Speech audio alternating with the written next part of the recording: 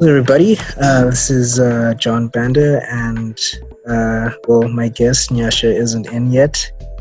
Apparently, has been delayed. Okay, Nyasha isn't my guest. What am I saying? Like my co-host Nyasha isn't around, but we have someone new. He can introduce himself. So introduce yourself. Yeah. Hey, hi guys. I'm Nyasha, aka Saru. You can just call me Saru. Yeah, is a different Nyasha. He's like older, and he looks like me, apparently. What? Okay. So yeah. Cool. So this is the John Banda or the Banda Ngundu podcast, but my co-host or my partner in crime isn't in yet. I think he'll join us later after he's done doing the dishes. But yeah, well, we might as well begin. This is episode 3 of the Banda Ngundu podcast. Still the working title until someone says otherwise. So let's just get right into it. So yeah, Nyasha, how are you doing? Well, I guess, Saru. I think that'll be, yeah, you can use Saru, man. yeah, I'll just call you Saru to avoid confusion when Nyasha joins in. So how are you doing? So yeah, I'm good, man. Yes, this scenario in this world at the moment, things have been The slow. COVID-19. Yeah, and the lockdowns and stuff. Yeah, things have been really, really slow. Oh, okay. So yeah, I've just been home creating stuff. What have you been I think creating? that's about. Oh yeah, story creating. So we just basically create worlds and stories and just put them down and archive them. Okay, so you've been like world building and archiving like your stories for later use. Yeah, I mean that's all I can do for now. I feel like I need someone else to help me write the stuff. So for the meantime, I'm just creating and stocking up. Alright, good. Stocking up your ideas, archiving them. Yeah, man. Alright, cool. As for me, I've just been, I guess, preoccupied with work, watching tutorials, learning new things, picking up new skills during this lockdown. I'm still working from home, but it has been fun because I kind of have like a flexible schedule to learn new things. So yeah, I think it's high time that I learn like fully how to use Lightroom. Like photographers like using that Adobe software. But I think once I put that in the bag and I can then go deeper with some After Effects and do some motion graphics. Okay, that's cool. Anyway, so okay, I'm pretty sure people are not here to hear about our personal lives. They're here to find out about, I guess, our opinions about like this weeb stuff with anime and manga. And it's in the evening right now. So tonight's topic, or rather discussion, is how we got into anime and manga. Pretty much our journey into degeneracy, how we came from being normies to becoming monsters in our black skin who consume manga. Yeah, so sorry, Yeah. start telling us how you devolved into an otaku or an anime fan. Yeah. Well, honestly, I think from way back, I used to watch Dragon Ball Z and Pokemon and things like Beyblade, but I didn't know it was anime. I really did not have a clue that it was anime. But after I think 2008, when I bumped into After the Great Crisis. yeah. The crisis that made us discover new things. Yeah, you know how it is, man. Things changed in the year, man. Yeah. So yeah, I discovered Animax. I discovered by accident actually, because if I remember correctly, I had gone to visit my parents in Zambia, and I was checking out Cartoon Network because that was the only thing which I could watch and laugh was watching. So after I'd actually really watched almost every episode on Cartoon Network, I started flipping through channels, just like what's there to watch. Then I bumped into this channel called Animax, Oh yeah, the which has, Animax days. yeah, you know, You know the and set. at that time, yeah, Yeah, you can go on. You can go on. yeah, I think at that time, I think it was around midnight or something like that. And the anime which was showing was Change Your Tenge.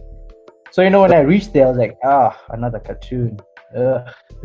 But now I saw the characters, like the chicks. I was like, okay, I don't think this is a cartoon because they're exposing a lot of stuff there. Yeah, there's a lot of ass and titties.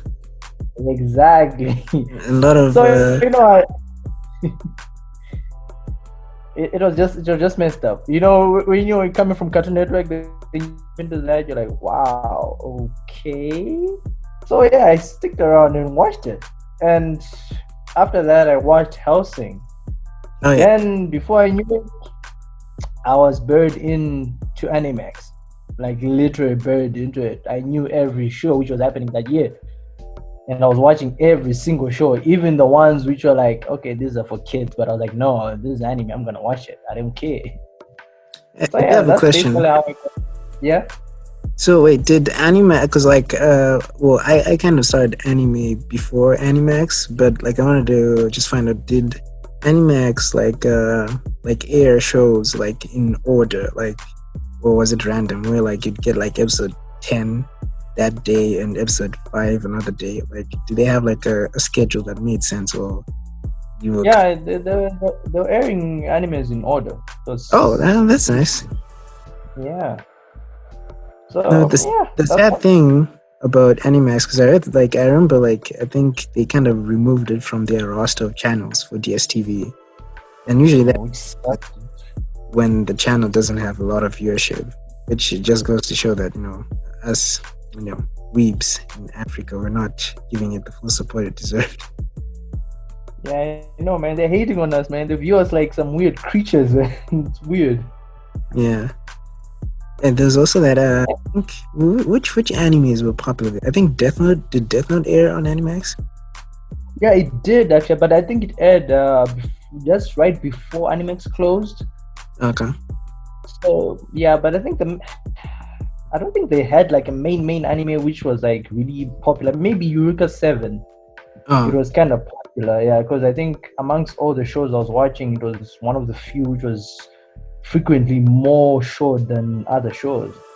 So probably Eureka 7 and Dotek Sign. Dotek Sign had was weirdly shown a lot as well. Alright, cool. Yeah, and that's how I got to discover what? Ghost in the Shell. I discovered. Was it standalone complex? Yeah, that one. Okay. That's when I discovered, anime is not just basically fights, it's much more deeper than the usual, Yeah, deeper than seeing violence and titties. Yeah, exactly. So I was like, wow. Alright, cool. You're sure. I kind of interrupted you with the question, but like you can continue with your journey into this anime stuff. Oh yeah. So yeah, that's when now I ended up discovering that most of the stuff I was watching back then, like basically Dragon Ball Z, which I personally call is the father of anime. I had been watching it way back, and I enjoyed it more than I enjoyed most of the cartoons. So for me to actually discover, it's actually another version of media which exists out there. It was just something else. So yeah, the Animax is the one which opened my mind. Like, cool. So basically, Animax was your gateway drug into anime. Yeah, exactly. All right, cool. I guess my story, I guess it is quite similar, but for me, it wasn't Animax. I think back in the day, because Sci-Fi Channel, got pulled off, then it came back again onto DSTV in the day when Sci-Fi Channel was there.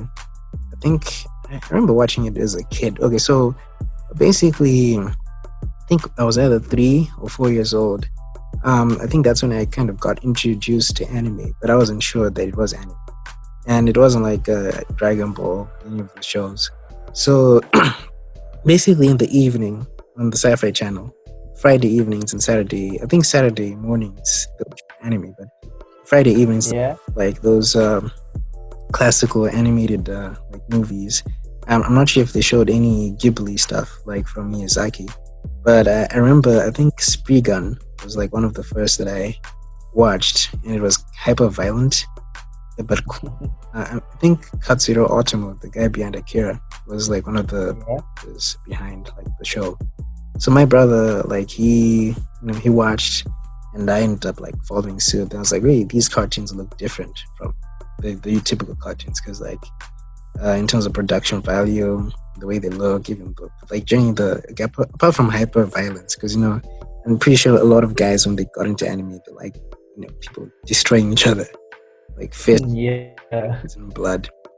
But like apart from the violence, like the aesthetic looked like different, and I think that was my gateway. So yeah, Sci-Fi Channel. Got to watch Spreak, and I got to watch some shows that were kind of like adult. I wasn't supposed to like view at the age of 5. I barely remember them. Maybe it's because my innocence was protecting me from turning into a depraved piece of shit. But yeah, I think that's how I got into anime. Then, for the most part, I know like you got into anime via Animax, and basically you were like Animax was showing like anime series. And so me, for the most part, I had only seen animated movies, like the anime movies. So I'd seen like a lot of movies. I hadn't seen like something like Naruto or Shippuden or anything that was like a series, except for Dragon Ball. I think Dragon Ball Z, and yeah, was something that I had, and I guess Beyblade, and I wasn't much of a fan of Pokemon. I thought that stuff was a bit beta male-ish for me. Yeah, but otherwise, like generally speaking, like it was mostly the movies. Then I think if we kind of like after 2008, a lot of things changed, because that's when we started getting like those 20-in-1 DVDs. Those where they would have like 20 CD. Yeah, when I remember those. Yeah, so we would get those, and then we'd get like those packs. We'd get like anime. Like, wait, what's this? So I think I only started watching stuff like Naruto Shippuden when I was like Form 2, Form 3. I think that was like when was that? It was 2010, 2011 back then. Okay. Yeah, so basically my introduction to anime was through the Sci-Fi Channel, and my brother, who had a friend, this white guy called Ross, who the dude was a very good illustrator. So he had the Blu-ray copies of like he had Akira, like the animated like Blu-ray back in the day, and other things. Like, so I didn't manage to see all of them, but for the most part, my introduction through anime was through like the movies.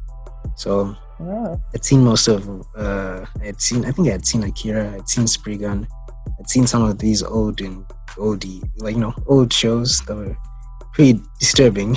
But yeah, that's pretty much my start in anime. Up to now I haven't even watched Akira yet. Really? You should check it out. Yeah, I know people call it like one of the few legendary animes out there, Yeah, for like for something that came out in 1988, it's pretty impressive. Serious? Okay. Yeah, like let's go like in movies and like in film, they mention Citizen Kane. Like some of the old Buster Keaton movies and Charlie Chaplin, like the way they did film, considering like the time. Yeah. Impressive. Yeah. I should check it out. It's pretty good. Okay, we'll do. Put it on my list. All right, so I think we can now move into. So basically you discovered anime. So how did you then, I guess, discover other people liked anime, and socializing with other weebs and figuring out like what was hype, what was cool, what was in vogue, and what shows were considered taboo, like from being a consumer to sharing what you consume with others. Well, probably when I was still in Zambia, there was no one else who was watching such stuff. Everyone was okay. Most people didn't watch that, but I know Okay. one of my best friends. We enjoyed watching animes together, but we couldn't share anything because we did not know that you can actually get the content from somewhere else. We just used to base it on anime. Okay. Then I came back here now, back to Zimbabwe. Then when I started working at this internet cafe, that's when I I mean the discovered. basement. Yeah, the basement, exactly. Where every street urchin, no, not street urchin, fan of watch the anime, but Jenny, where everyone who went to the dark layer to exchange the gear, like junkies. Oh man, I need anime, man. I need anime next time. Yeah, Can you give me something, you man? understand. Yeah. It was actually funny, interesting how I ended up discovering the gang, like Anna Nikolai and a Mark and Leroy.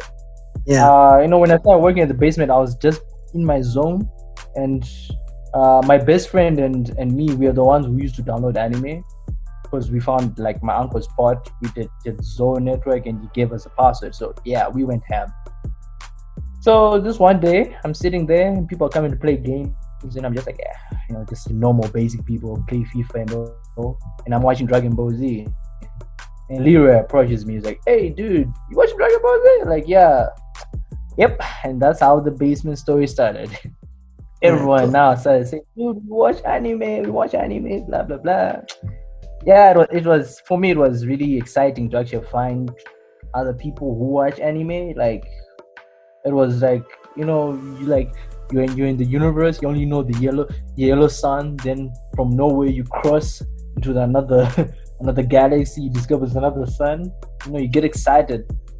So yeah. I was really happy when I met the other people. And Yeah. I So, started discovering. yeah, she's now joining. Cool. Yeah. So before we get carried away, we should probably ask him his story so that we'll be on the same page. All right. Hey, Nyasha. Hello? Welcome, everybody. Hello, yes, Yeah. I am here. Oh, you finally joined us. Yes, I finally joined you from that gift. I finally awoken. Yeah, you literally played into being a third wheel. You just joined. Yeah, that's what we do, man. We're the third wheel, People don't give us much credit, They think it's a bad thing, but third wheeling is kind of cool. You get to see everything. You know what they call a third wheel? Another part of the world. A boy, Yeah, pretty much a cock. what's wrong with Nah. We like to watch things from a distance. You don't just jump in and grab people's meat. No. Yeah, so basically. Anyway, so okay, let me just give you an update so that we can be on the same page. So I literally asked Sarah about his journey or how he got into anime, and then the follow-up question was like, how did he then discover other people who are into anime? So I guess it's your floor now to tell us, Mr. Nyasha Ngundu. Why are you so formal? Like this is some boring ass place. No, so someone needs to be chilled among us. Be crazy. You're the least person to be here. Never mind. I'll expose you through the question you asked. How I got into anime? Oh, that's an interesting question. Oh, let me just tell you the backstory. Growing up in a family of three, we didn't have much. We didn't even have a TV. TV was. Oh, we did have a TV. So Really? the TV, man, I'm trying to be dramatic here, okay? Okay, so the TV was black and white, and you couldn't afford DSTV or ZBC. But then we had old cassette tapes. And these cassette tapes contained anime, Gundam, Dragon Ball Z, Pokemon, and all that jazz, you name it. And ever since then, I've just been an anime fan. That is the sad origin story. Yeah, okay. Where was the anime showing? Like, was it on? What, was it Animax? Like, was that your gateway, or was it something else?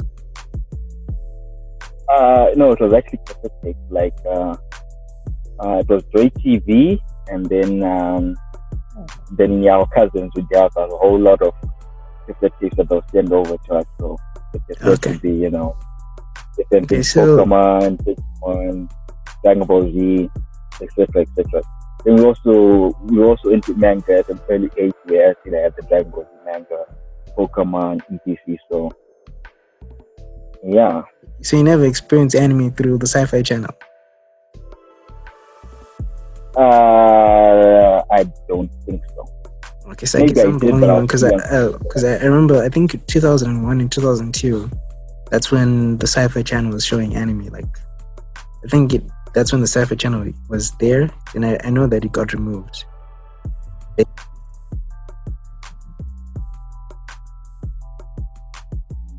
So, like I said, I don't really remember how I got into anime. Probably, I think I remember the Sci-Fi Channel,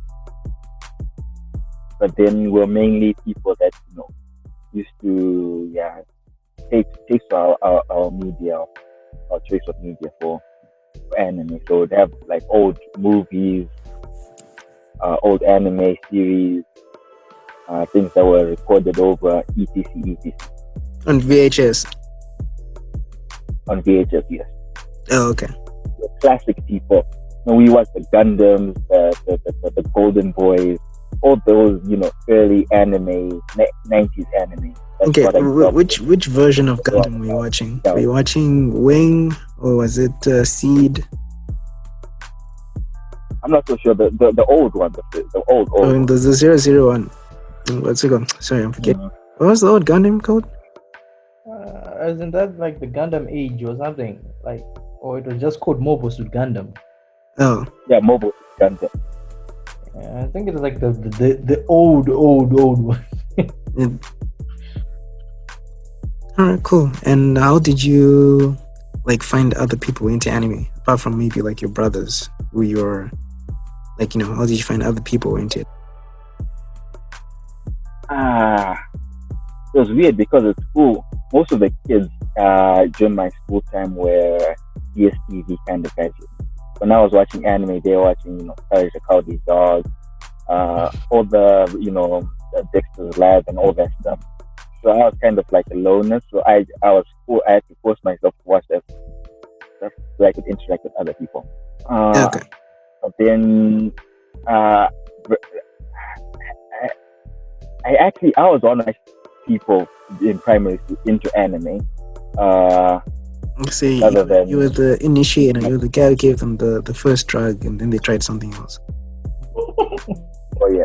Because the thing is, I would only talk anime with my brother's friends and stuff like that. They were into anime, since they're of an older generation. So those were, the people that I would talk anime with. But then amongst my friends in primary school, I was the one who used to initiate them. Then when it came to high school, I think the first person that I talked about anime with was Warren. I think we had a mutual love for Dragon Ball Z. And then Right. that's how Wait, you do realize Warren ended up shitting on Dragon Ball Z later on? I was confused. He liked it, then he shit on it, then he liked it, then he shit on it. Now he likes it. So basically Warren has that what's it called? There's that saying in Zim where the chill sequel, like that girl who gives you a good time in bed, but she's not that beautiful that you'd want to, show her off to your friends. So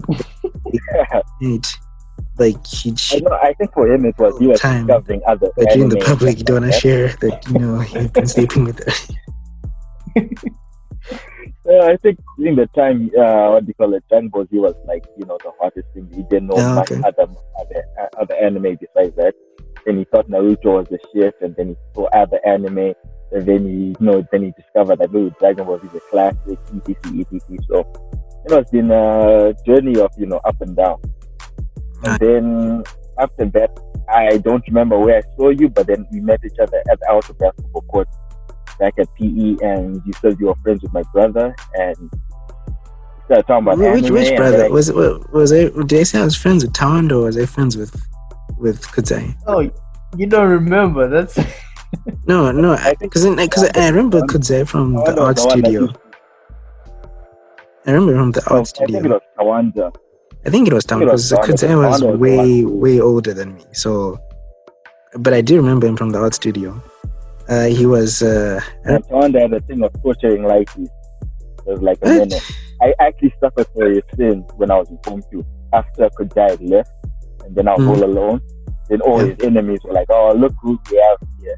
And then some guy came and tried to push me around because Tawanda saw his pen right before him writing an exam. Okay. So yes, I was a victim of Tawanda hate. Oh yeah. I mean, if you have brothers who piss off people, once they leave, they target you. That's how it works.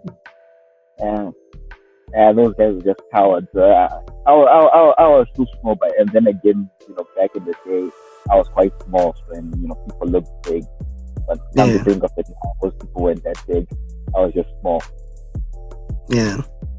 But then, that is how I met the anime community. I think before I met you, I was actually introduced to you by another mutual friend, Goldstein. Yeah, he's the one. I think you're the one who introduced me to Naruto, because before then, for me, right, I had only seen anime movies. I hadn't actually seen like the series. I actually didn't know that was like a thing apart from Dragon Ball Z, because I had seen like the Spree Guns, I think Akira. I think I'd seen. You used to be the Akira nut around there. Yeah, I'm still a big fan of Autumn. Autumn is a beast. Yeah. No, truth be told, I is a beast, man. I actually want to watch it. You haven't seen it? I haven't seen it yet. Dude, just get it, man. Watch. I'm going to do that. I'll watch it, yeah.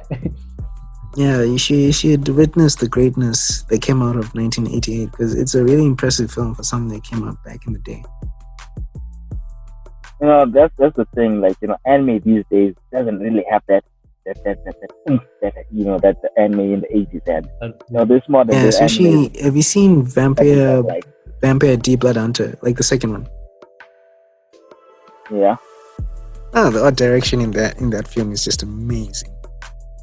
Amazing, yeah. Like, especially like, because I know that a lot of complaints I have with modern anime, apart from the brightness, because like a lot of it just looks bright. Like, if you're into like film, especially with lighting scenes, like some of the way certain things are lit, it's like too bright. It's ruining the mood.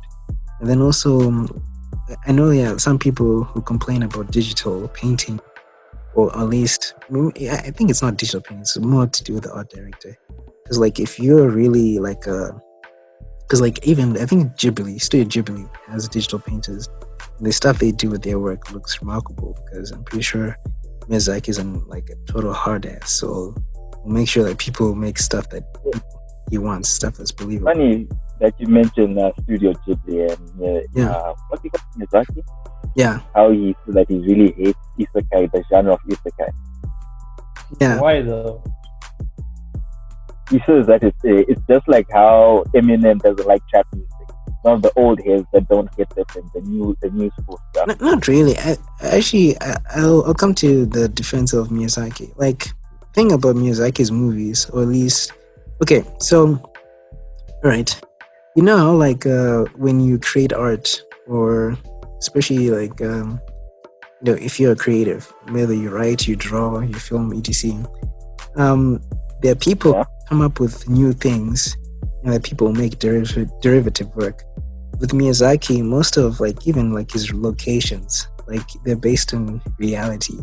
Like Mononoke, like the way they do the art direction, like they base it on reality. Like most of the writing and the structure is based on real world events, like what's going on in the world. That's why I think kind of resonates more. Whereas with the newer anime guys, or like directors, or like guys who make the new material, is that they reference anime they liked. and then they kind of like prognate like what they have seen from anime instead of from real life. So you end up having copies of like something that was popular, and you end up having like a derivative version or a derivative version of that thing that came before. So I think that's what he kind of hates, where like it's like you are inspired by the art within that ecosystem. You're not deriving inspiration from other sources that are not from anime. So I think those are the issues he has, like with the new creators, primarily. Okay. Oh yeah, I can get it, but then okay, he like goes back to if you look at it like in the music industry, how the old heads say that trap music is just commercial junk, and real rap is supposed to be about the lyrics and stuff like that. But like, these old guys just don't get it. It's the guys, the hot new thing. It's one of those things that it takes you away from reality. And I get it. I mean, I believe Isekai has it. Demon Lord. There are some good Isekai anime like that. What's it called? That slime anime. Oh yeah, that's a really good anime. Yeah, I enjoy that. It was very lighthearted, and it had some good humor, especially when the senpai dies and he tells his junior that, hey, dude, destroy my hard drive. Don't want my family knowing lolicon hentai I was jacking off to. So to be honest, the slime anime, that's how I got recreated as reincarnated as a slime. Yeah. It was good before the later episodes. I think after they fought the pig villain thing, it just became lame. It just it lost. It's like it reached its climax. It's like when you're banging and then you ejaculate and then you go flaccid. So that's what was happening. Just went flaccid after that. Okay, when it comes to going flaccid, you have to understand that there's some people who have got like a better refactoring time. So maybe they go flaccid, but then after 3 minutes they're hard again. This show is more like it didn't go hard again. It didn't go hard again. It just went to it just stayed flaccid. So hopefully season 2 will sort it out. Okay, so basically, I think it was alright. I think it was alright the way it ended, though, because I mean, I think it was telling a story on an emotional level, where they had to define those kids. I mean, I think they were gonna be relevant. I don't know. I haven't read the manga. I don't know if they're relevant or not. But maybe, I don't know. If has any of you read the manga? Nah, I think I've seen a bit of the art, but I didn't really make an effort to follow. So I'm scheming. Maybe it's gonna change, because this part was kind of like defining the characters for later, something which is gonna come ahead. I don't know. So for me, it was okay. I didn't mind the way it took. Of course, it was you're running at 120 kilometers an hour, then all of a sudden you just take a stop. Yeah, it's kind of irritating at some point, but I still love the storytelling. It was nice. I think for me the best. Okay, so far the isekai I enjoyed was that RE0, one with the Rem and Ram. I think I need to watch that because I really don't like it. I did, man.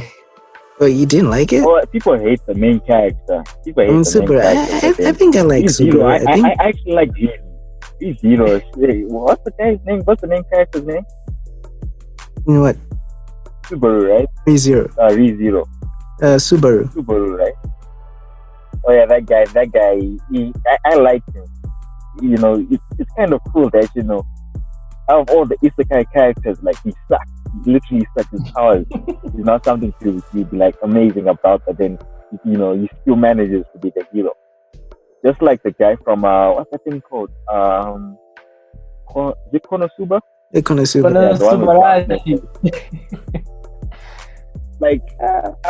Dude, I feel sorry for him. Like his party is useless. Darkness is useless. Megumin is useless. The Aqua chick is useless. Like they're useless. Dude, it's what makes them very great, because they always win. At the end, because of their they're just weird, they're bizarre. exactly, because it's not like, okay, fine. Out of all of them, like Megami, I could say she's not the most useful out of all of them, because she just has to be the person that has the final blow. Darkness, like, dude, how can you She's be a pro, man. She's a pro. Then Aqua is the one which is the worst. She's the most useless. Like, she's just horrible. But have you guys seen the other one? The gag isekai. What's it called? Isekai Kodika? Which one? The TV one. Let me just look it up. Oh, cool. Okay, well, whilst you guess I can get back to the RE0 thing. Alright, so what did I like about Subaru? Okay, I think Subaru, especially if you've ever had like a moment in your life where you felt like shit and you feel like really pathetic, kind of like, I guess, I mean, it reminds you like in life. Yeah.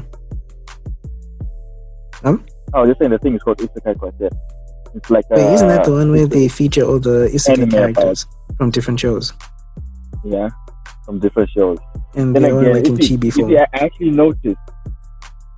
you actually notice, like, the company that does all the isekai, like, owns all the isekai, so it's weird that, all the isekai come from just one company. Oh, for real? I didn't know yeah. that. I think it's like Shonen Jump is for the the shonen manga. I think you mean Kadokawa. Kadokawa is the one that owns most of these isekai. Oh yeah, it's the light novel version of Shonen Jump. It's the one that publishes all the light novels. Alright, cool. So, okay, guys, I'm gonna be back.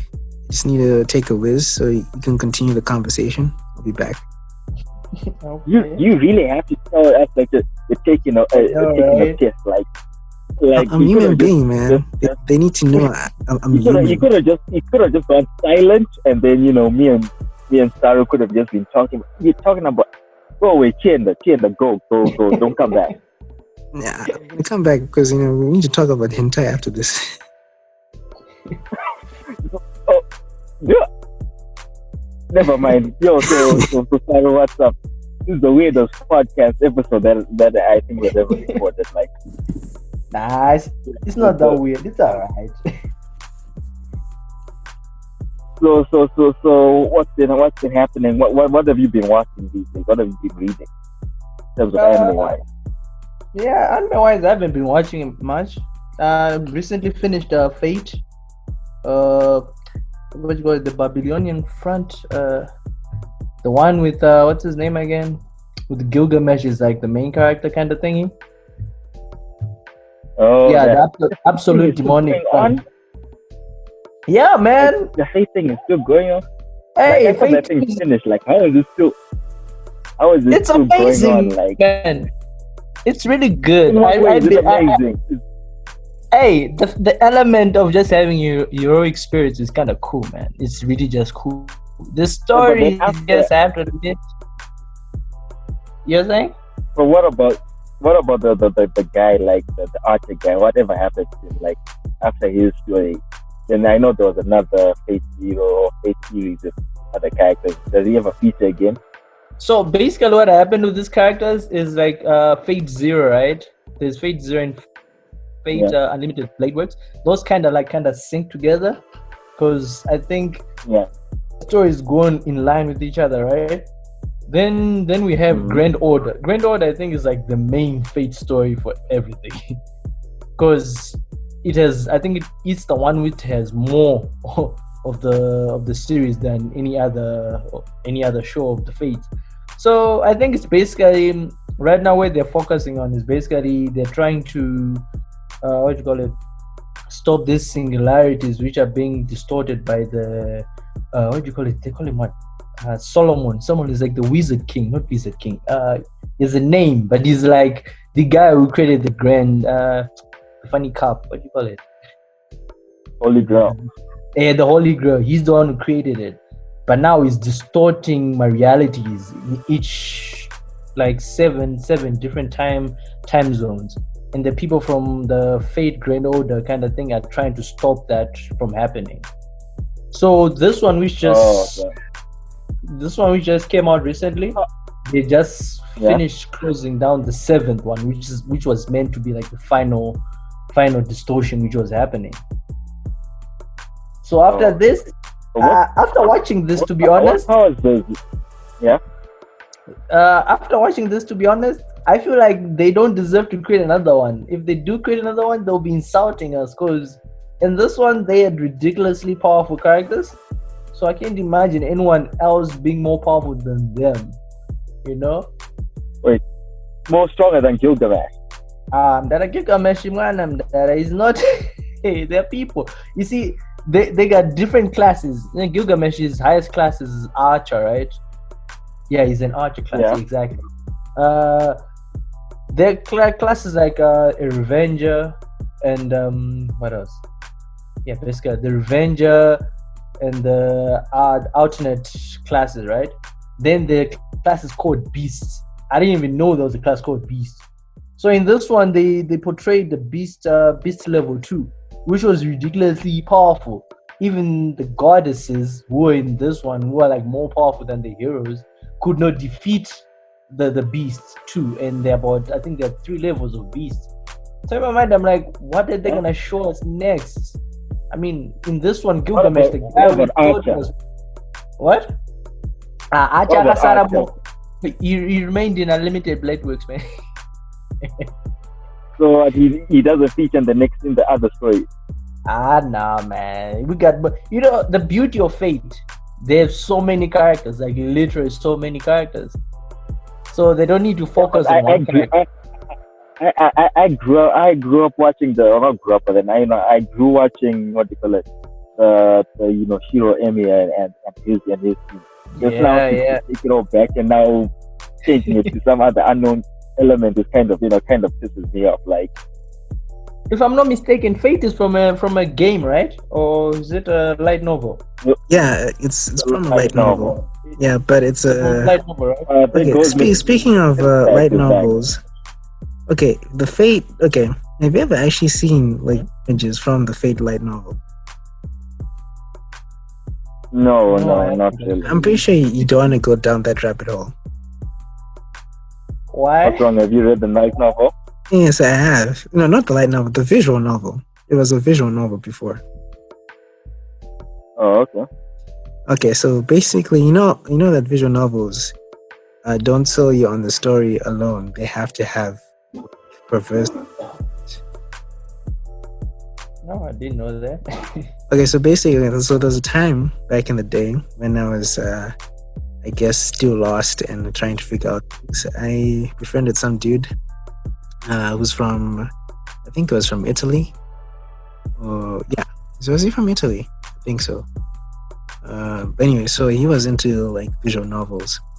So he was kind of like looking for a writer and whatever, blah, blah, blah.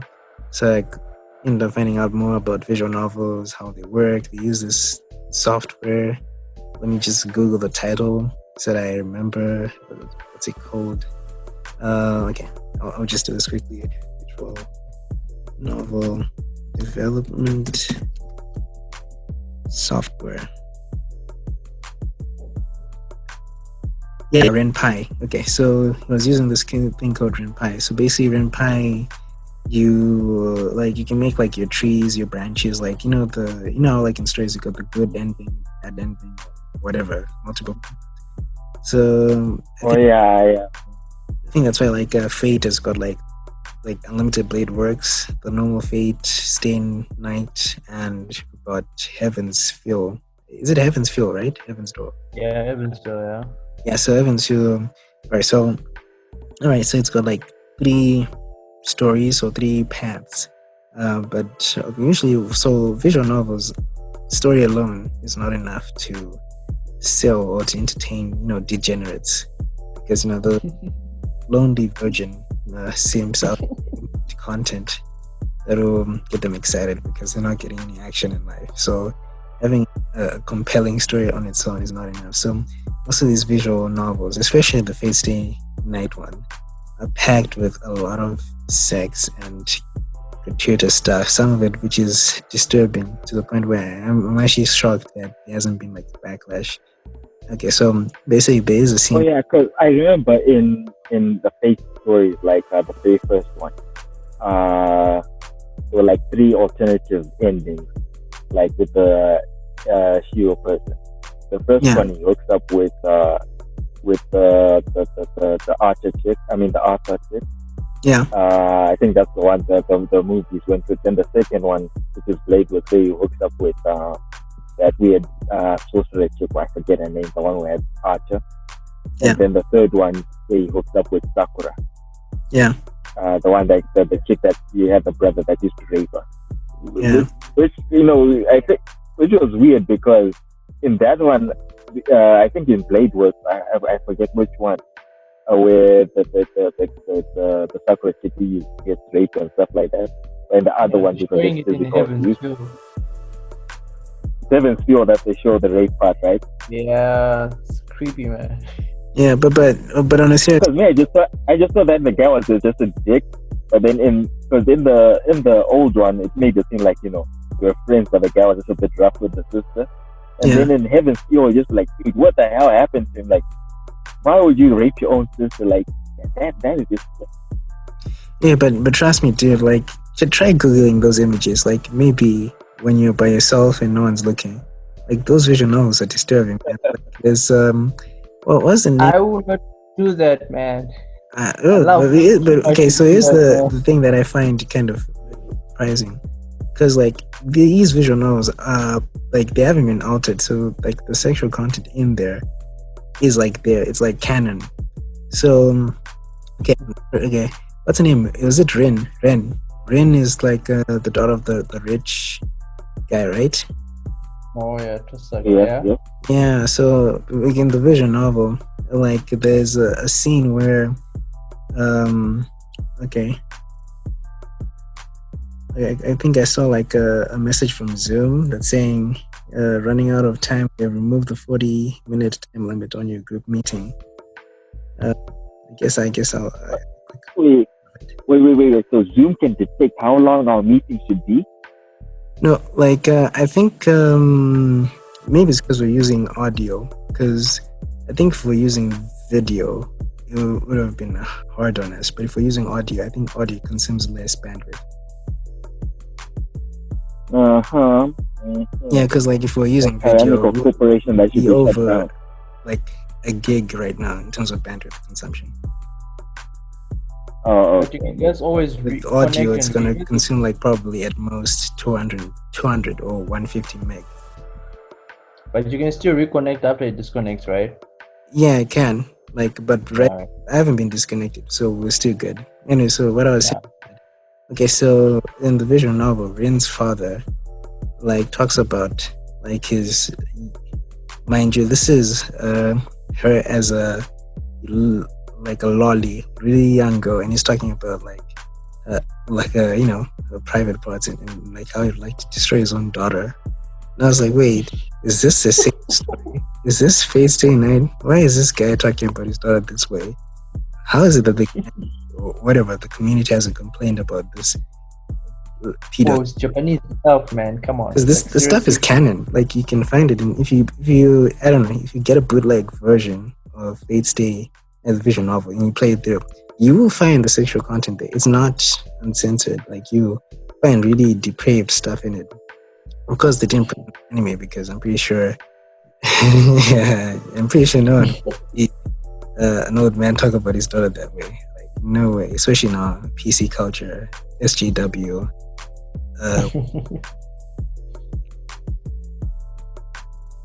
Speaking of that, I feel like Japanese zones are really messed up. I don't know. Maybe it's just my view from the anime. Yeah, I don't know. Are you racist? You racist pig. How can you say Japanese people are messed up? You racist, man. Oh, hey man, How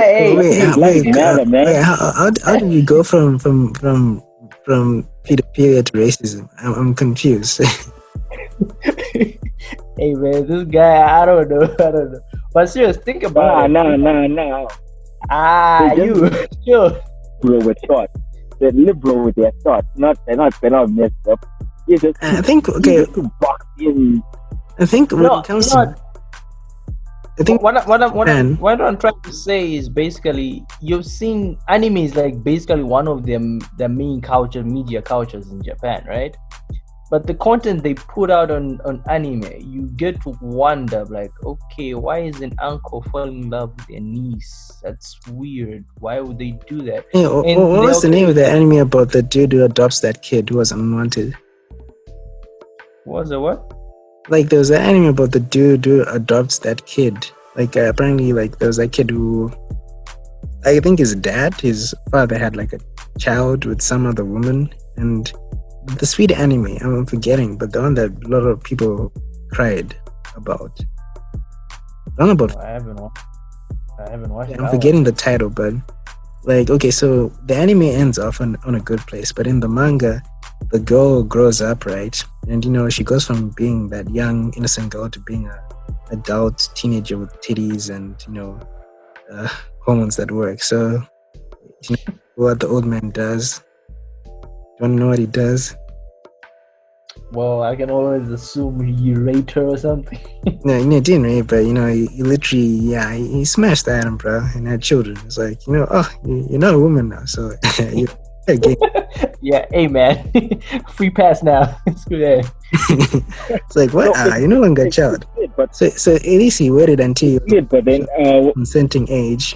What Saru was saying was true about because I was seeing I was just watching what's that thing called Kazuma no Stigma, and then I was like then I was just thinking that okay, so this chick likes the Kazuma guy, but then they are related, possibly they're close since they're of the head family. So there's a high possibility that they're first cousins. Although Kazuma says a distant cousin, but we don't actually know how distant it is or how true it is. Because marrying cousins or family members is not bad. But then if you're like marrying your first cousin or something like that, that becomes a problem. But then if they did it so casually that. Actually, on the subject of of incest, you've seen Monogatari, right? I failed to watch what's that? Like the one with what's it called? The Monogatari series, right? The one with the vampire. Oh, that one. Yeah. Yeah. So like there's a lot of like incest banter in that one, where Araragi he's supposed to like smash his sister. Yeah. Okay, remember the toothbrush scene? Well, I watched one episode and that was good, man. No, dude, it's a really good show, but it's very weird. Well, I got confused, man, because I felt like you needed to know more of Japanese culture. Actually, I can give you like a guide of how you should watch the Monogatari series. It's kind of like the guide that Kiss Anime actually proposes, which I agree with. Okay. People would contest this watching order, because like if you really wanna, I think, enjoy, at least have it make sense, I'll suggest watch the movies first, because like the airing order of the show isn't like this, like it's not the chronological order of like the story. Okay. So you just probably start watching Kizumonogatari 1 to 3, then I think you watch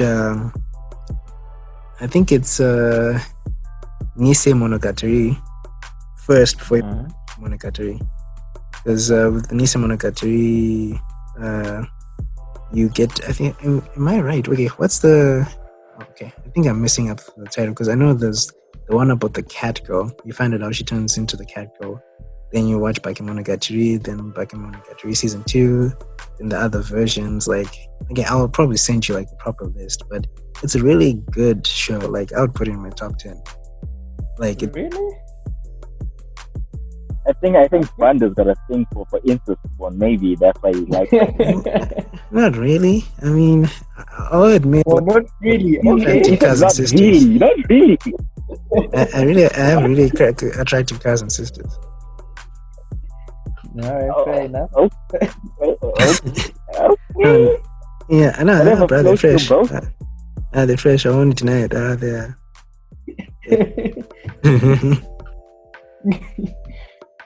You guys, hey, and I thought I was the wild person. You're like, hey, okay. Anyways, besides me talking about my cousin sister, it's a bad time to be a female in Zimbabwe, because you don't really have to pay.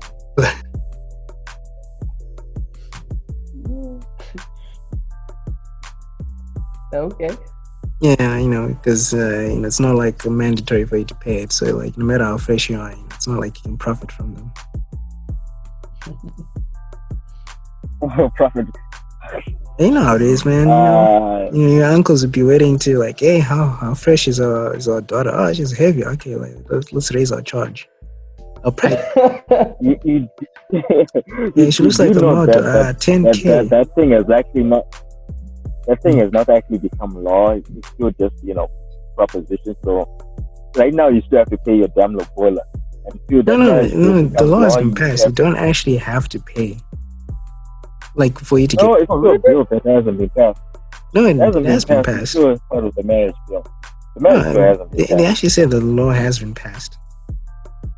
It hasn't been passed by the. It hasn't been signed by president or gone through parliament. It's still under hearing.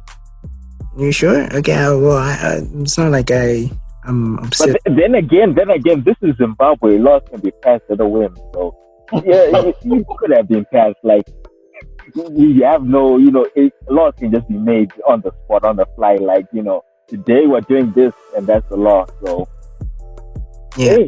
Hey, because if that law is passed, if you're with your kid for over 6 months, you're technically married. So. Yeah, I mean, that'll be like a new way of trapping someone into a relationship. Oh, yeah. Okay, we have been living together for 6 months. We now married. Yeah, nigga, now you can't leave me. And if you try to leave me, then you're a deadbeat.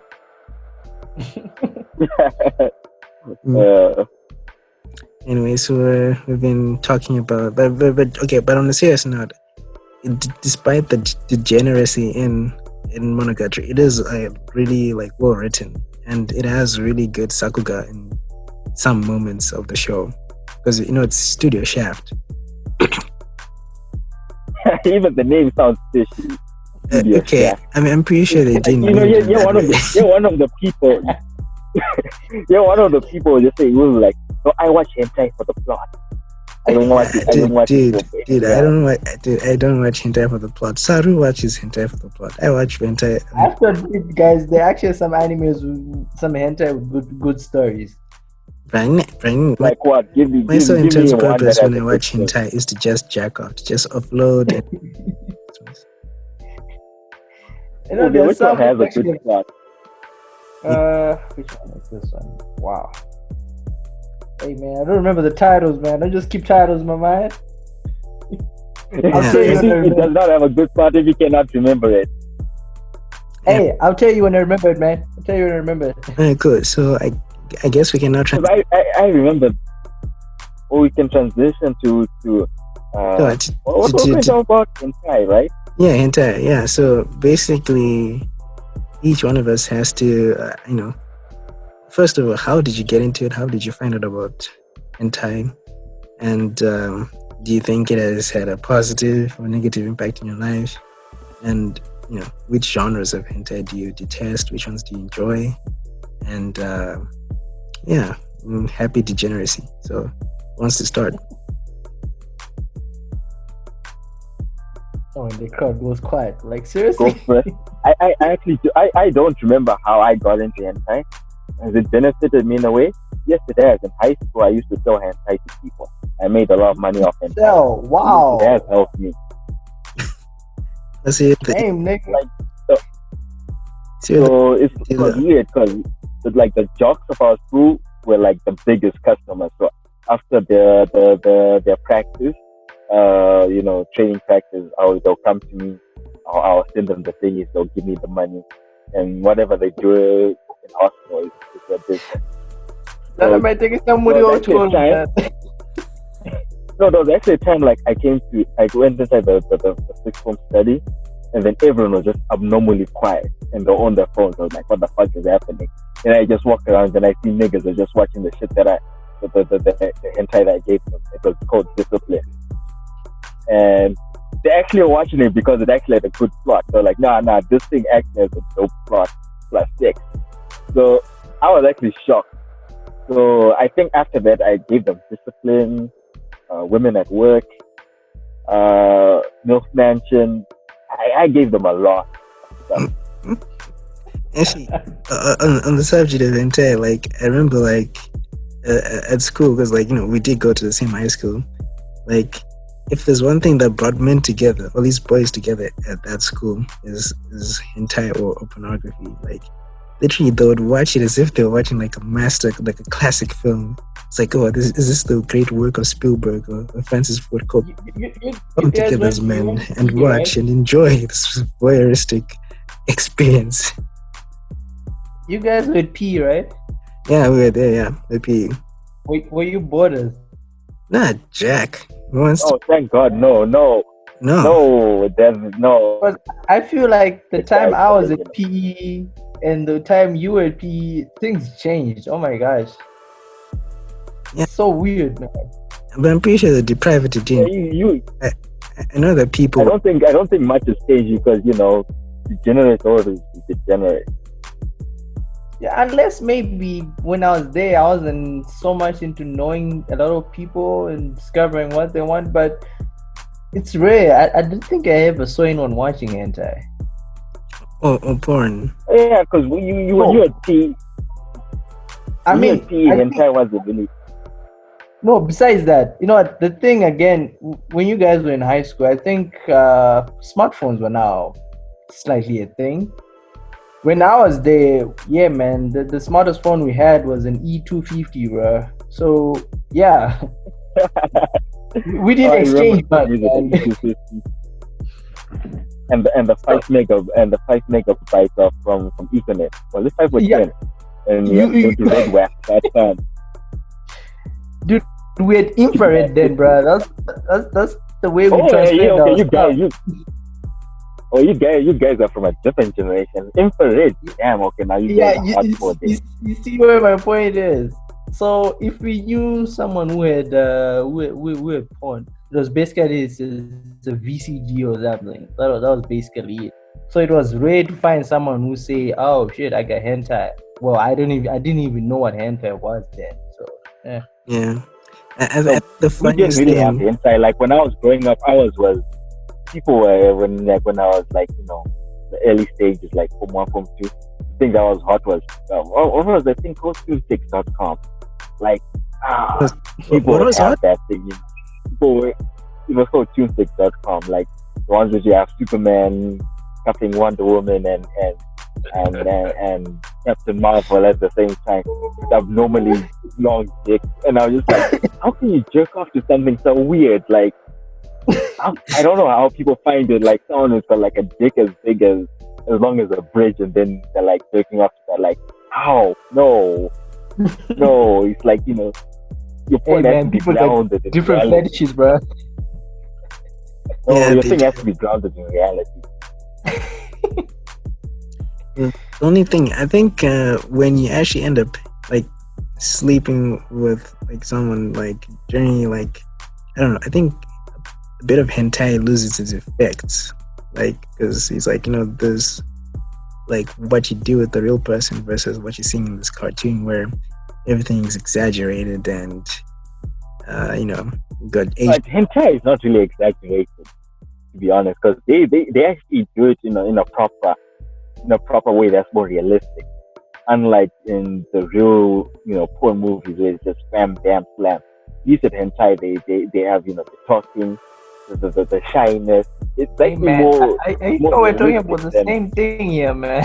Nah, I'm pretty sure stuff you watches is more like submissive hentai. I've seen stuff hentai is people are not submissive. Scary, man. Actually, the only positive I would say hentai, like for hentai, would be like I preferred over watching the Japanese like 3D or the actual adult stuff, because I think for the most part, like Japanese women, like the way they I mean, the way they moan or experience like that stuff, it's like they look like they're crying or they're in pain.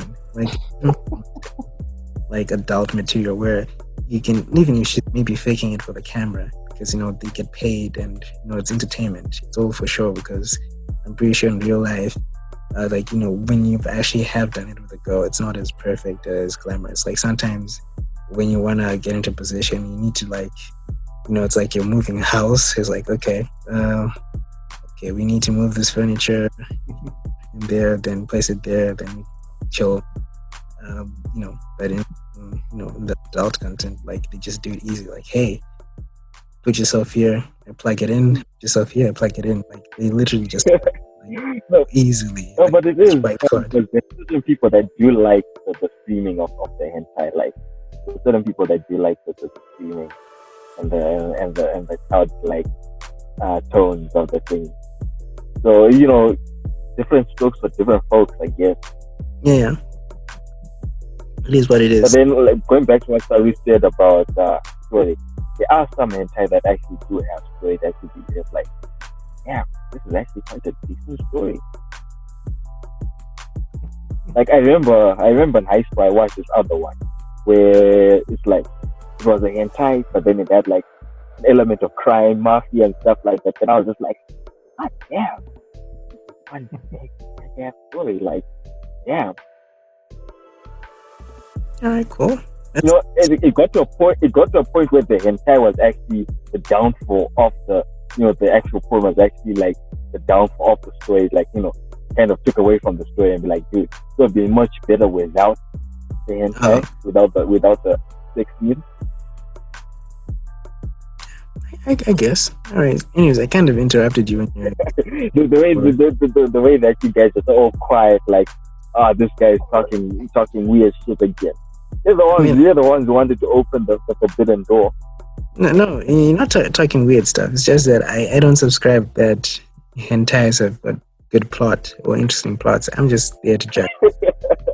And that's pretty much my role. Well, for me, I can't help it. As a story creator, as a story writer, anything I watch these days, I have to first find out, is the story nice? Is what they're saying making sense or not? So I can't help it if like jump into hentai as well. It's like the first 5 minutes, I'm like, okay, what's the story here? Oh, the guy was betrayed by the father. Now he's gonna take revenge. Okay, that's a good story. It's not so bad. Actually, okay. Now that you say, I think the only hentai that had an interesting plot for me was Bible Black. Dude, I don't want to lie to you. That item creeps me out. It really, really creeps me out. I feel like it's really, really dark. It's weirdly dark. I mean, it is. I mean, it's very messed up and like you got women who grow dicks, like the she-male apocalypse. The she-males destroying she-males.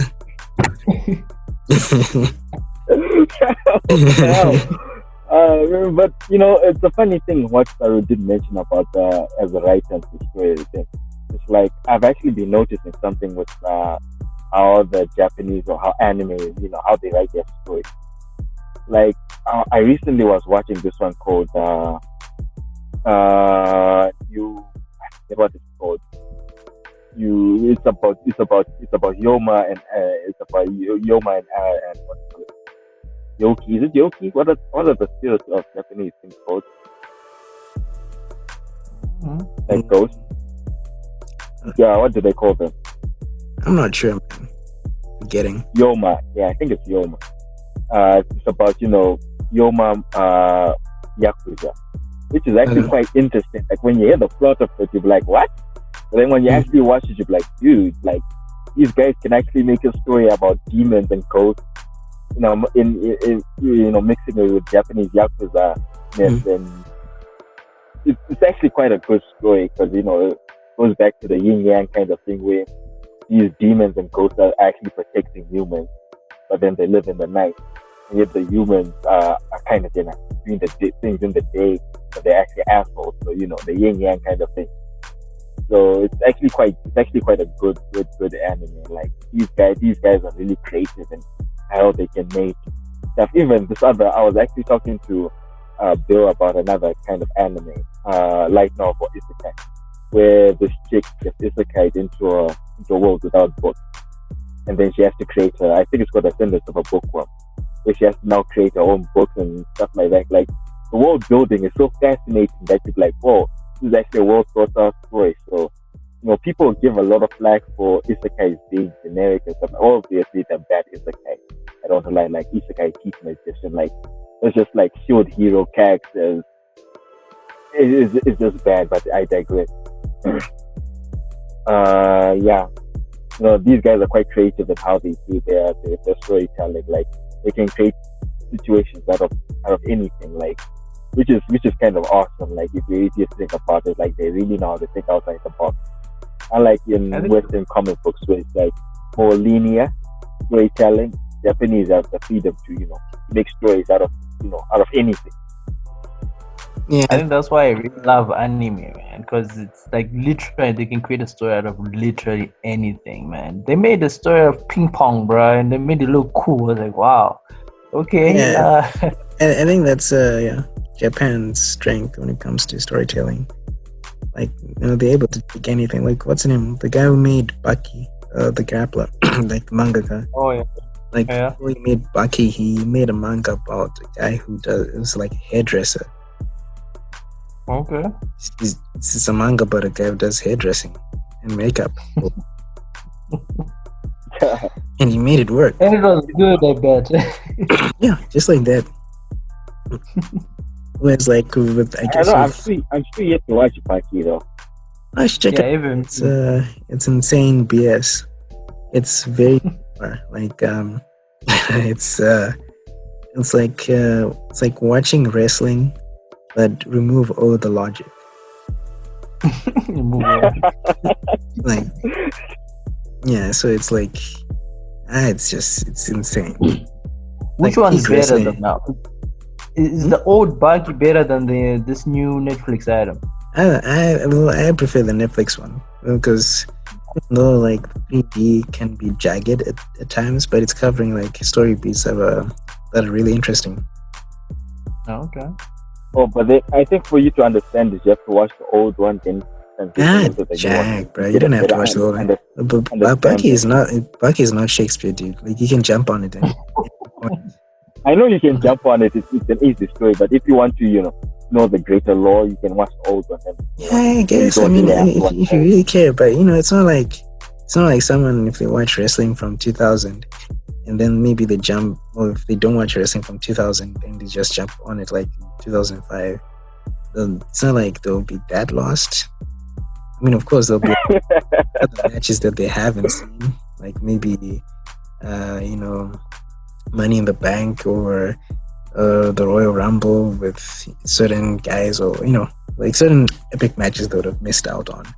But otherwise, like just jump on it anytime, man. It's entertaining. What's what is what about comparing it to King? And what do you think? Like with it, because people say, "Oh, Baki is the action and stuff like that," but then I like the action in Kengen. Like I like Baki's action; it's insane. But then Kengen's one it's got a nice pace for me. Baki is a bit too explosive for me. So I love Baki, but then I'm afraid I'm more of a Kengen kind of guy. Actually, I haven't seen the show. Kengen Gurren Lagann. Oh. Tengen Ashura. I think it's called Tengen Ashura. Or Tengen Ashura. Oh, all right. Ashura, yeah. Nah, I haven't seen that one, but I've heard it's also crazy. Yeah, that one is good. Like Alright, so Saru, I also need to know like how you got into hentai. Like, what's your origin story? Exactly. Well, for me, I think the first hentai I watched was via the sci-fi channel. The one you're talking Okay, so you did watch the sci-fi channel. Yeah, I did. I used to watch. Okay, it used to creep me out because of the sci-fi. I wasn't into sci-fi that much. It used to scare me that time. I think I was in primary school. I think by then I was in probably grade 6 or 7. But one evening, I bumped into. Whoa, okay. This is extremely messed up, but okay, all right. I wonder what your people is thinking when they hear that. Like, they was abducted by aliens. But anyway, to be honest, the one which I watched that time, of course, my hormones were not kicking in. I was just watching. It was fascinating to see boobs and all. That one actually had a good story in it, if I remember correctly. It was about this Of course guy it who did. supposedly- It had a good story. Oh, yeah, I'm just saying, man. So you discover, all right, fine. Then after that, after I watched that one, skip up to when I started watching anime. I didn't watch any hentai in between. I didn't know what it was. But when I started like getting into anime, into anime, I used to go on net and download pictures. But I don't know if you classify it as an anime or it's just a movie. Final Fantasy VII, that one. What? Oh, the way that your device is glitching, I just thought that you're being abducted by aliens. So I mean, I was actually worried that maybe you're running out of data or something.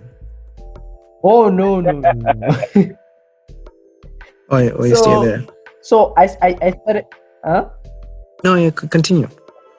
All right. So I discovered now that there are pictures of anime where they're not dressed. So I was like, okay. Then there was this site on the phone. I think it was AB phone or something, where you can get videos like 3GP. Okay. Oh my gosh. Yeah, 3GP videos. So I just accidentally just typed, anime porn, just to see what was going on.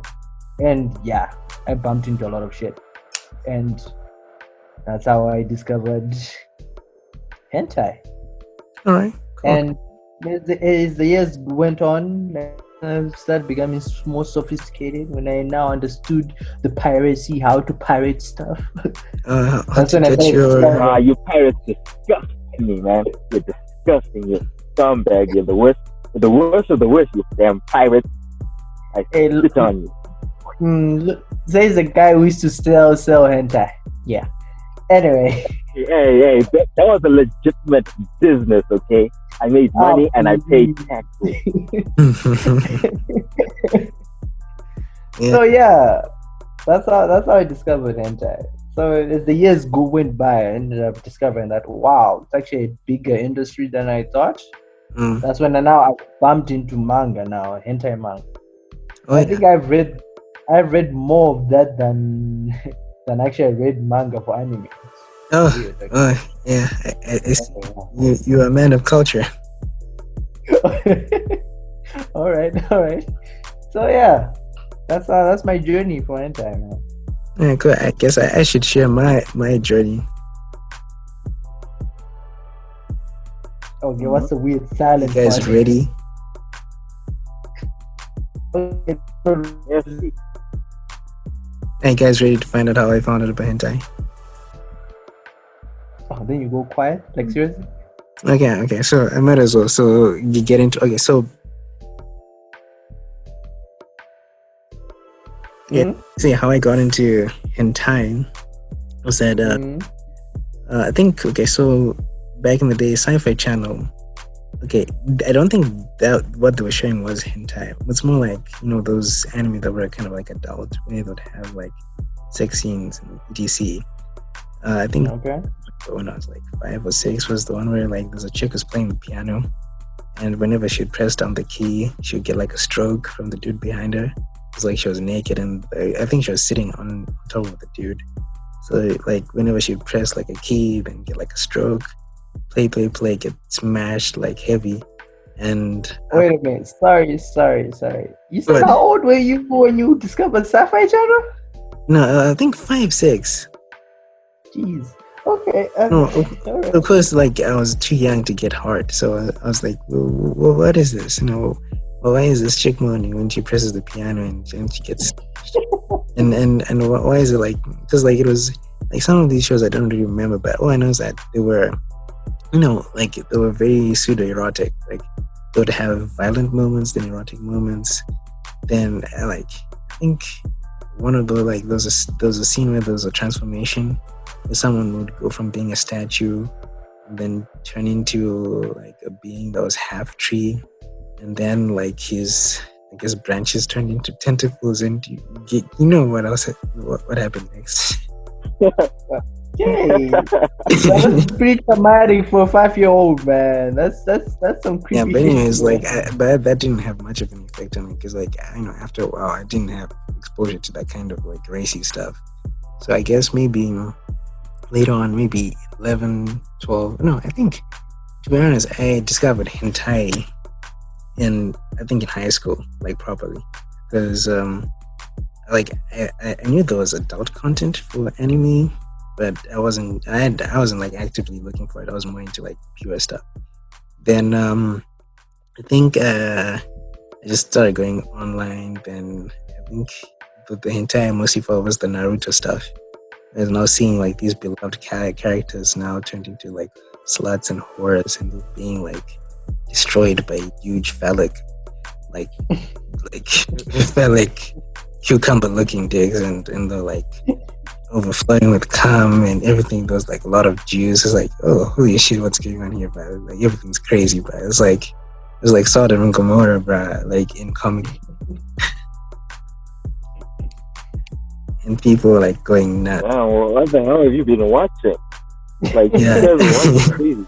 Like, Yeah, so I think I went through like so I guess maybe in high school, like I went through the whole Naruto hentai, then because it was mostly Naruto and Bleach stuff, so I went through that.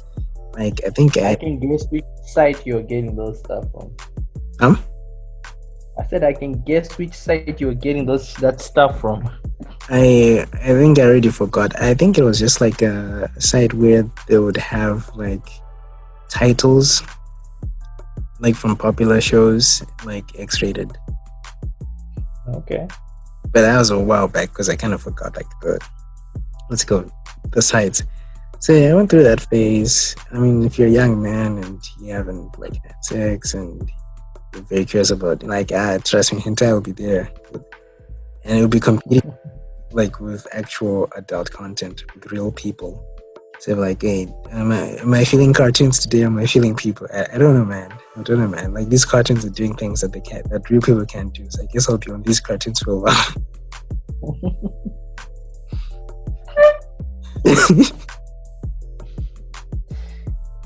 no, it's weird. I was just seeing stuff on Twitter, and I'm just seeing, this crazy shit, like, moving away from the hentai bubble. I'm just seeing some weird shit on the show. Then again, we shit, so I don't think it's really important. But damn, Banda, you just got indoctrinated in the weirdest way. Like how, like you got like the hentai that you watch is like starting your entire life with watching Legend of the Overfiend. Then again, that's an anime that you recommended that I watched. Yeah, I did. I recommended you Legend of the Overfiend. What?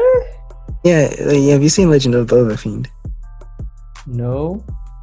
Yeah, it's like an action sci-fi hentai. Like it's bizarre. Like very bizarre. You should check it out when you get a chance. The Legend of the what? Legend of the Overfiend.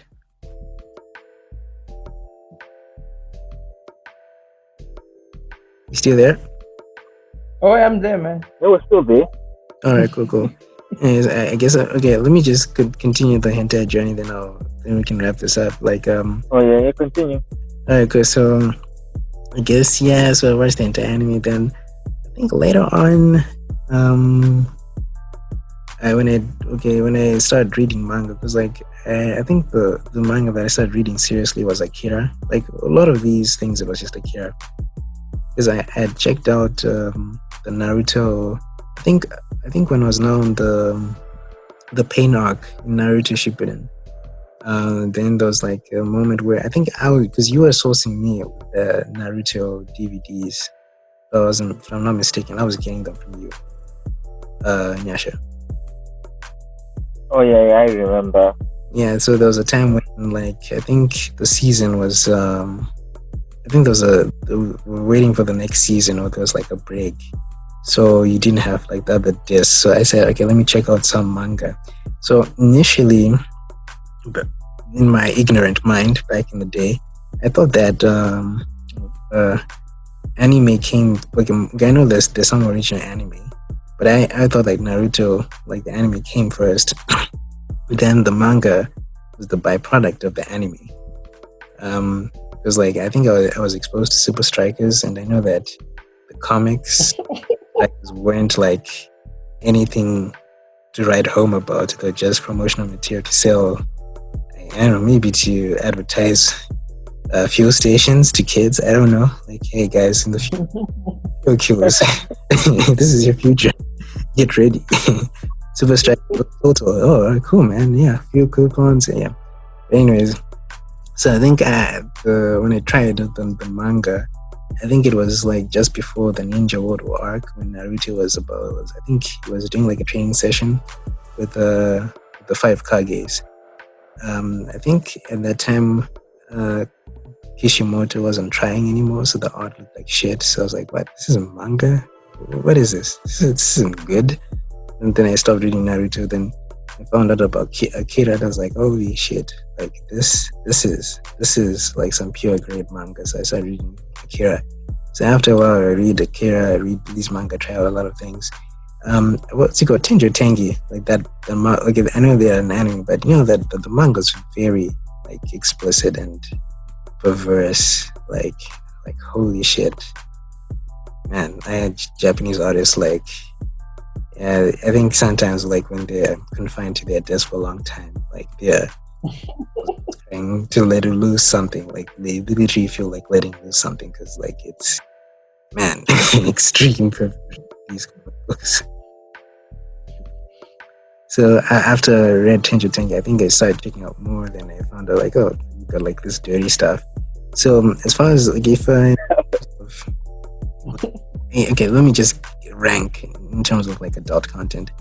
I think for me, I prefer reading hentai manga over watching hentai, like the animated stuff. And also I think so this is my ranking. It's either real porn, then hentai manga second, then the actual animated stuff third. Because like after a while, I wasn't, maybe it's because of the way it's animated. So it's not like, because like when you're watching a normal show, you don't expect to get like that amazing sakuga. You know, like Imaishi, like in Gurren Lagann, or any of the, what's it called? The trigger anime. Like the way, you know, animation is like amazing.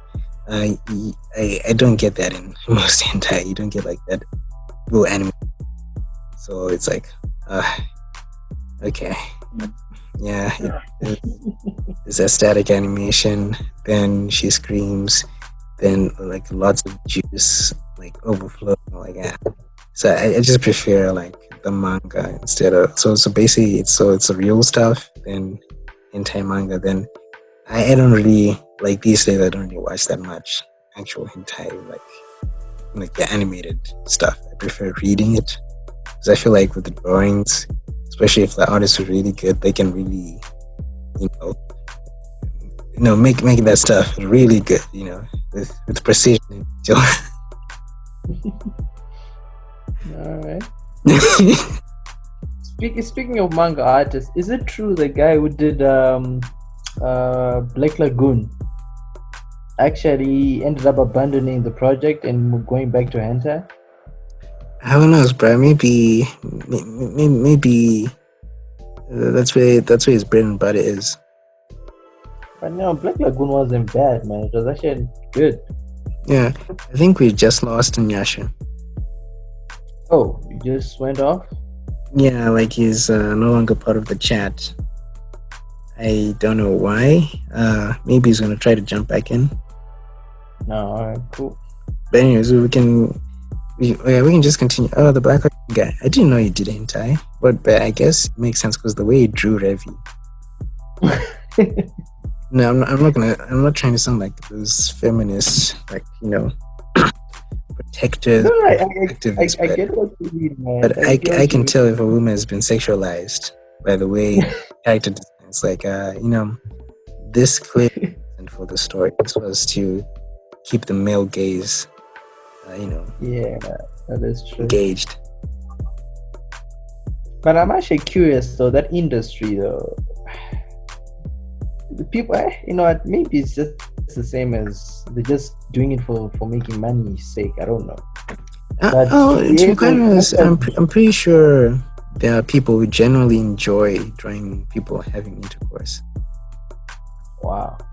Yeah, that's. Think about it. If you enjoy jacking off, like you're a skilled artist and you have the power to literally illustrate any scenario of a woman being, woman or man. Maybe you're into like that yaoi stuff, like guy on guy, or women on women, like that yuri stuff. So you have the power to, create a scenario that you want, or maybe whatever you could think of, where people are, engaging in activity with each other, and especially if you're really skilled, you could literally do whatever they want. You could, I don't know, maybe let's say there was a ex of yours and it didn't work out. Maybe you actually do it. You could just draw yourself, fucking the shit up your ex. That's just kicks. Sad, man. That's just sad. That's honest truth. That'll be just sad. I mean, yeah, it will be sad, but at least the power to make it happen with your skills. I guess people are different though. But people are different. That's true. But yeah, they are. I mean, but there are some skill. Like for instance, the guy behind. You watch Dr. Stone, right? Yeah, I watched it. I watched season 1. Yeah. Actually, so what happened is that so Nyasha just sent me a message. Apparently, his battery was flat. Okay, bummer class. Yeah, so that's why he ended up disappearing. No. We just ask him if he can come back. You able to come back? Okay, we're gonna have a quiet moment right here. What were we talking about? Oh, you're talking about the guy who did Dr. Stone. Oh yeah, so Boichi. So Boichi. Okay, are you able to come? So Boichi, before he started doing stuff like Sun Can Rock and all his other manga tales, and I think it was purely an adult artist. Really? Like his hentai story, was really well drawn. I won't lie. If you, I guess maybe if you feel low or you haven't been feeling like you're in the mood, I'm pretty sure if you read that shit, you'll be in the mood, because it's very realistic. The chicks are fire. And also they have butts, because the dude is into ass. So the way he draws women, especially his Asian women, he gives them that African touch, where you got white hips and ass, and you're like, whoa, I'm really feeling it. But anyways, Exaggeration. Me being all degenerate, but generally speaking, the dude, he had a background in drawing really attractive, busty women you would actually want to fuck. And it shows in Dr. Stone. If you read the manga, the way he draws the female characters. I know Japan is an obsession with people looking cute and and innocent, which is nice, because you want to have women who you look at and you feel at ease and you feel ooh, I want to pat her hair or I want to feel at peace. But even though that can be the case, though facially they'll look cute, but their bodies would be you know what, if I'm alone, like in the dark with this chick. I want to destroy. I want to like. I just want to shove my cock down in the like in a hole. Like Yes, it's really intense because like the dude knows how to draw like women, like thick items, like the stuff you'd expect at a strip club. Like yeah. So we're saying that people actually enjoy doing that. Yeah, I'm pretty sure they are. Like they are. Like, have you ever been? If you do follow any hentai artists on Twitter? Nope. Okay, I do. I follow like a span, and okay. Yeah, like well, the thing is like okay, maybe it's because I'm curious. Because like end of the day, well, you kind of realize that these guys are they're not just doing this for fun; they're making a living out of it. And there's this website it's called Faku. FAKKU. So it's like an official site where hentai artists like post like their work and they can monetize it. And hentai artists are not just like Japanese. You can get like hentai artists from all over, like all over the world. So it could be an American, Canadian guy. Like you find really talented guys. Like they have like a Patreon page where they get like support from their fans.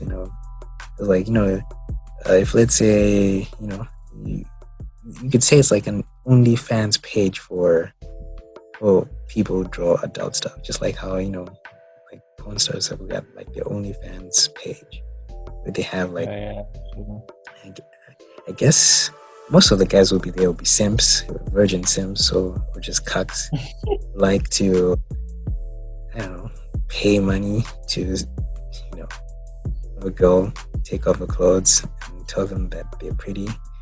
Or to have the girl laugh at their small dick or praise it, because I'm pretty sure that they make requests and the girl entertains the request, like, hey, take off your pants. Oh wow, it's so small and cute. Wow, like something like that.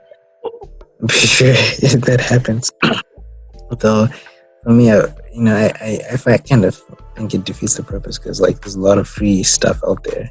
So why would or just because like it's more immersive because like she's interacting with you, so like it gives you the illusion of there being like a genuine experience. But anyways, I'm digressing. But yeah, these hentai artists, they're some of them are making a decent living. They're killing it. I know that some of them transition from hentai to actually doing like working on mainstream stuff. For instance, you still remember Gantz, right? Yeah. So okay, Yora, like certain things is kind of obvious. Like if you because I know like most even in shonen manga, like it can be like over sexualization like of like characters.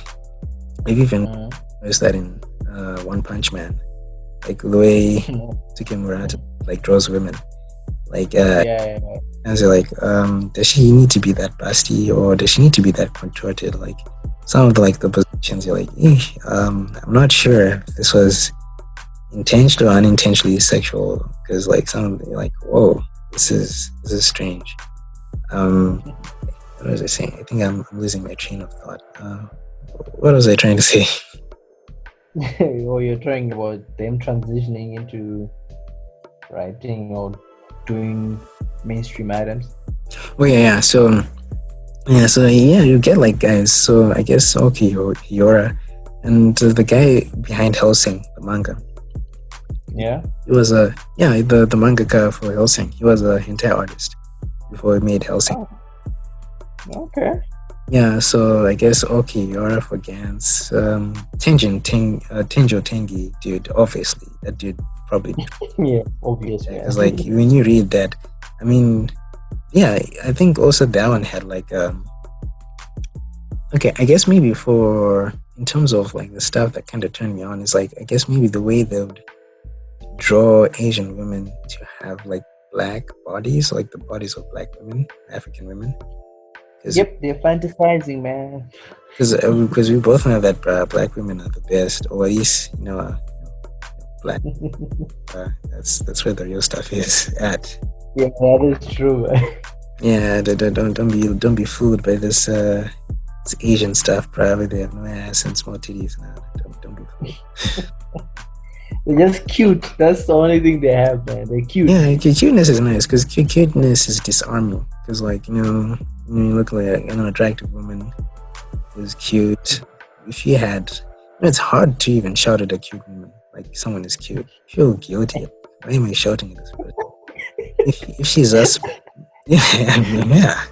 But if she's just busty, bro, you're like, you whore, then you just call her names and stuff. You don't feel it's like, yeah. But if she's cute, you feel like insulting an angel. Like, oh my god. Yeah, I guess that is true though. Yeah. Yeah. So I guess that's kind of like my experience when it comes to cuteness and I guess raw sexual appeal, like in a woman's body. But yeah, pretty much that's I think for the most part that's how my journey through hentai. I still read hentai manga on a regular, like especially on days when you're like kind of lonely and you just need to bust a nut. Yeah. All right. Very cool. But yeah.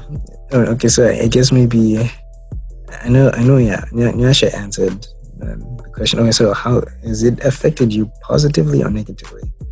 And is there like a particular kind of hentai that you dislike or like? Well, I mean, when I started, it was basically, it's exciting. Like, wow, you get to see things you fantasize and you see them in hentai. Of course, you're relaxed. You're like, wow, okay, fine. So at some point, it was positive. I didn't mind. It was actually relaxing. I would mind, lonely nights, like you said. But it's more now. I get deeper into checking out the tags and the genres now. Yeah, I started getting a bit disturbed by it. Yeah, you end up seeing like wish you hadn't seen. Yeah, I mean, back then, if I see tentacles, I was like, it's alright, Even futanai, like, it's alright. Then I started seeing now hentai for parasites. Like, hold on. Okay, my stomach is churning right now. My bad. But you get it, right? You get freaked out. You're like, whoa, okay. How does one get turned on like this? This does not make sense.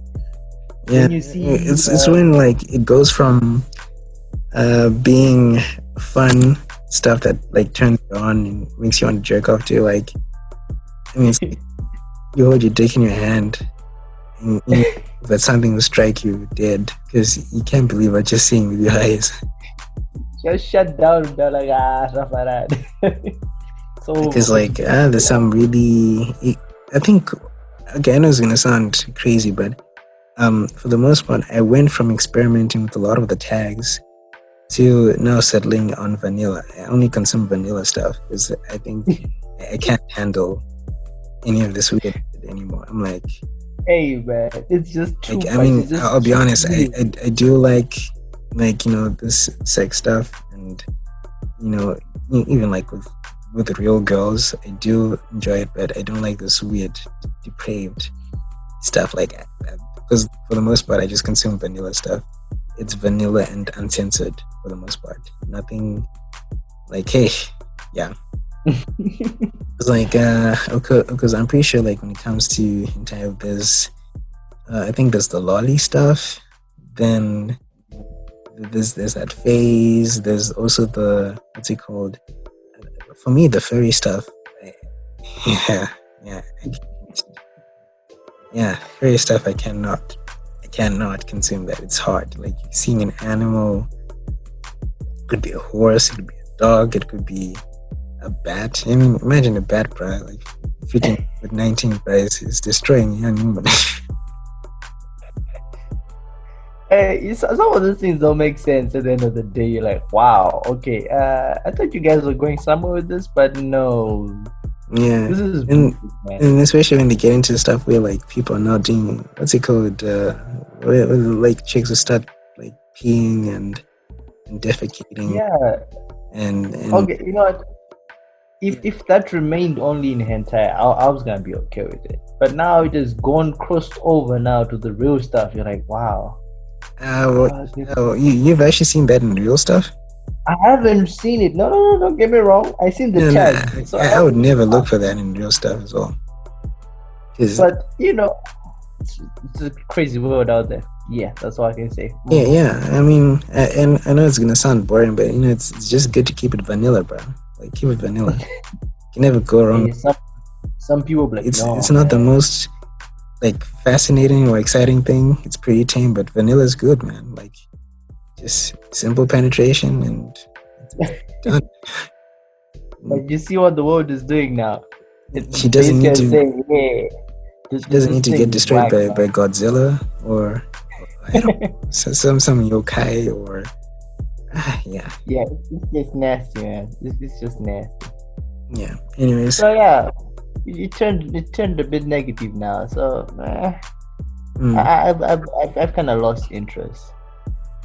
Because I think there was a time I was really into it. Like yeah, I was like really into it, but I'm like, wow, okay, yeah, I didn't know it was this messed up. So I just lost interest because most of the times you go on a page, right? You open a site, like, okay, you want to look for something. You first see the creepy shit first. That's the first thing you see.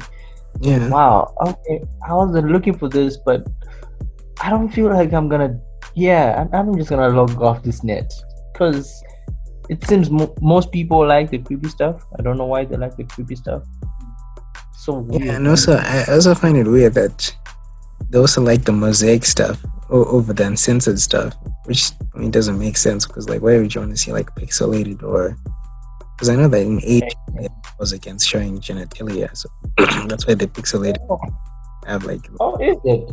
I thought what do you call it? Every time I went on a group site, I always thought it was just like maybe they're that expensive to get on free items. So I didn't assume that it was actually like a thing they have to mosaic it. I didn't know it was like it's like a lot, dude. But I think maybe like depending on the website, they can I don't know, maybe they can kind of get away with it and put an extra price tag. But the thing is, you can always find these things for free. I think that's why. I know this is gonna sound like anti-consumer for people who work in the adult industry, but if you like paying for things, I guess maybe it's your nature, but you can always find free stuff. Like always free, man. If you make the effort, you can just find the free hentai like stuff that's uncensored. You don't actually have to pay. I think it's called what Japanese, whatever, that thing. Yeah. Anyways, I think we can transition from us discussing adult content to talking about something else. Have you been playing any video games lately? Oh yeah, I've been playing this one game, Euro Truck. The truck driver simulator. Yeah, man. Oh, yeah. It's just weirdly engaging. Yeah. It's not bad. Plus, for me, I'm not a gamer per se. I enjoy playing certain games, but I haven't like sat down and like, I'm gonna dedicate my life to games throughout. Nah, I'm very selective of stuff which I like playing. So, I'm not into games that much. Okay, makes sense. What have you been playing? Okay, I haven't really been playing. Okay, I think I've just been playing some old games. I played Halo 2, I think weeks ago, because I was feeling like some Halo fever, and it was nice reliving the experience of playing Master Chief and killing the Covenant. But apart from that, there's a new game that came out last week, The Last of Us 2. Have you heard about The Last of Us 2? I've watched trailers of The Last of Us. I like watching trailers to create my own stories. Anyway, Yeah, so apparently there's been like a bit of, I guess, controversy or more like a backlash. Um, I've been mostly been watching walkthroughs and game reviews from critics and randos on the internet. So Uh, for the most part, like I think critics are giving it a 10 out of 10, but most general consumers are disagreeing, and they are, as far as I'm concerned, they don't like it as much as the first game, because apparently the first game resonated with a lot of people. This one, which came out like 7 years later, has good game mechanics, but apparently they mostly dislike it for the story. Um, do you aware of okay. the Last of Us story? Not really. I only Okay, remember so some people I guess I getting could just some break good it down stuff. in its purest form. So in the first one, the main character is this dude called Joel. He's like some, I guess, a badass mercenary dude. So his daughter dies. Back in the day, I'm not sure if she was bitten or she got hurt, but like his daughter dies. Then the future, when the virus, like when there's the viral outbreak, people start dying and turning into like mutants and like zombies. He gets I guess sent, like there's this group called the Fireflies, a bunch of scientists who are like want to come up with a cure to fix the whole, I guess we call it pandemic, right? An epidemic is smaller than a pandemic, right? Yeah. Yeah. So the viral pandemic. So he gets sent to get this girl called Ellie. So Ellie is apparently immune to the virus. So basically, he gets her and he has to travel all around like the country. So it's one of those, like, he's a bitter man who's angry, and his daughter died. Then Ellie's like the innocent girl who's kind of like not sure what's going on, and so they start bonding and they get along, and she becomes like the surrogate like daughter to him, and kind of like the whole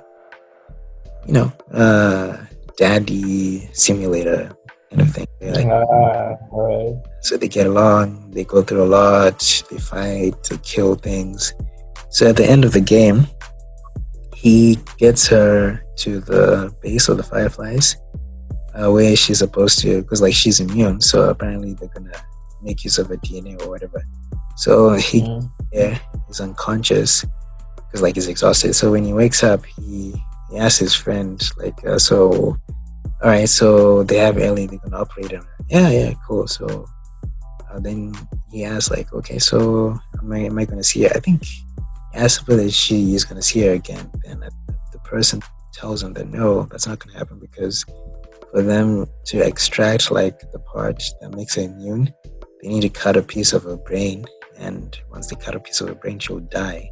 But then they'll be able to use that part of her to manufacture what's it called? A cure, so that people can not get infected. But Joe is like, Jack, I don't want my surrogate daughter to die. So he goes it and kills all the doctors and escapes. And when she wakes up, because like she was on anesthesia, and she just wonders, like, how did she get here? What's going on? He then lies to her that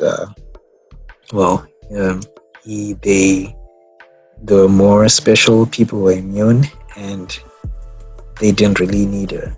Well, at least that's how the first game ends. So that was kind of like a bittersweet ending, where like he didn't want the one thing he cared about. That meant that the world never got the cure, and people are still like fucked. So it's kind of like how the first game ends. So what happens is that I think 4 years in the future, like, because you'll be playing as Ellie in the game, and you're pretty much now like killing, and like she's gone from being the weakling to being like a warrior. So well, actually, I thought so. this is where the backlash happens. So apparently, Joe is like the seasoned badass, so he's not like that guy you can easily kill. So he like so Joe dies. Okay, actually, I should have said spoiler warning. It seems like sensitive to other people. Warning to people who don't know about The Last of Us 2. So Joel gets killed, and finding the way he dies is kind of like it's upsetting. Or at least a lot of people who were like invested in the first day were pissed off. So apparently he's going like on like a a routine check where they do a hunt and they I guess scavenge or look for supplies, and he bumps into like this chick called Abby. So Abby is like so she's like a really like I could say a buff or really greasy chick. I'm sure like she looks like what's it called, like an hermaphrodite, where like but she also looks like a guy, like you can't like she's like Castor Semenya, like pretty much. Okay. Yeah. So apparently like what happened was so he helps out, then apparently they're like in the snow and it's cold, and she goes like, hey, I can invite you to my base.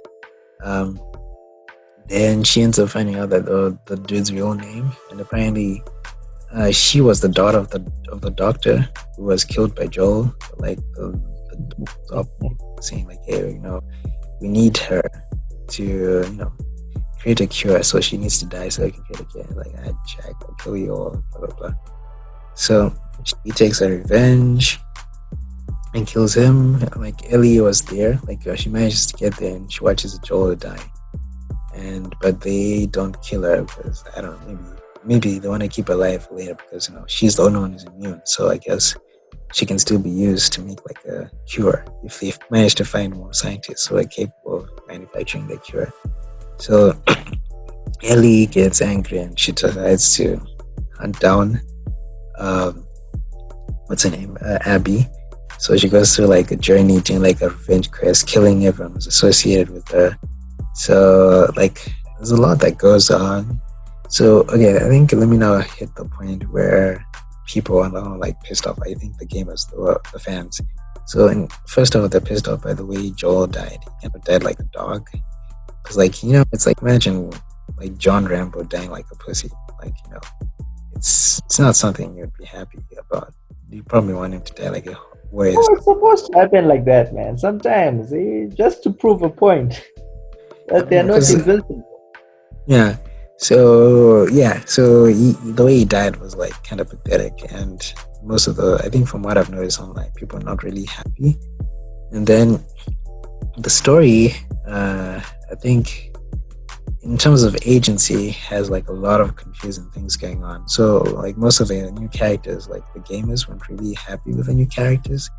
And then there's a point where, like I think at the penultimate stage of the game, there's a point where Ellie manages to get to Abby, but apparently like Abby one-ups them, like because like she's like kind of like a badass, and I think Abby was planning on killing like her lesbian girlfriend who was pregnant, but she doesn't, and then she disappears.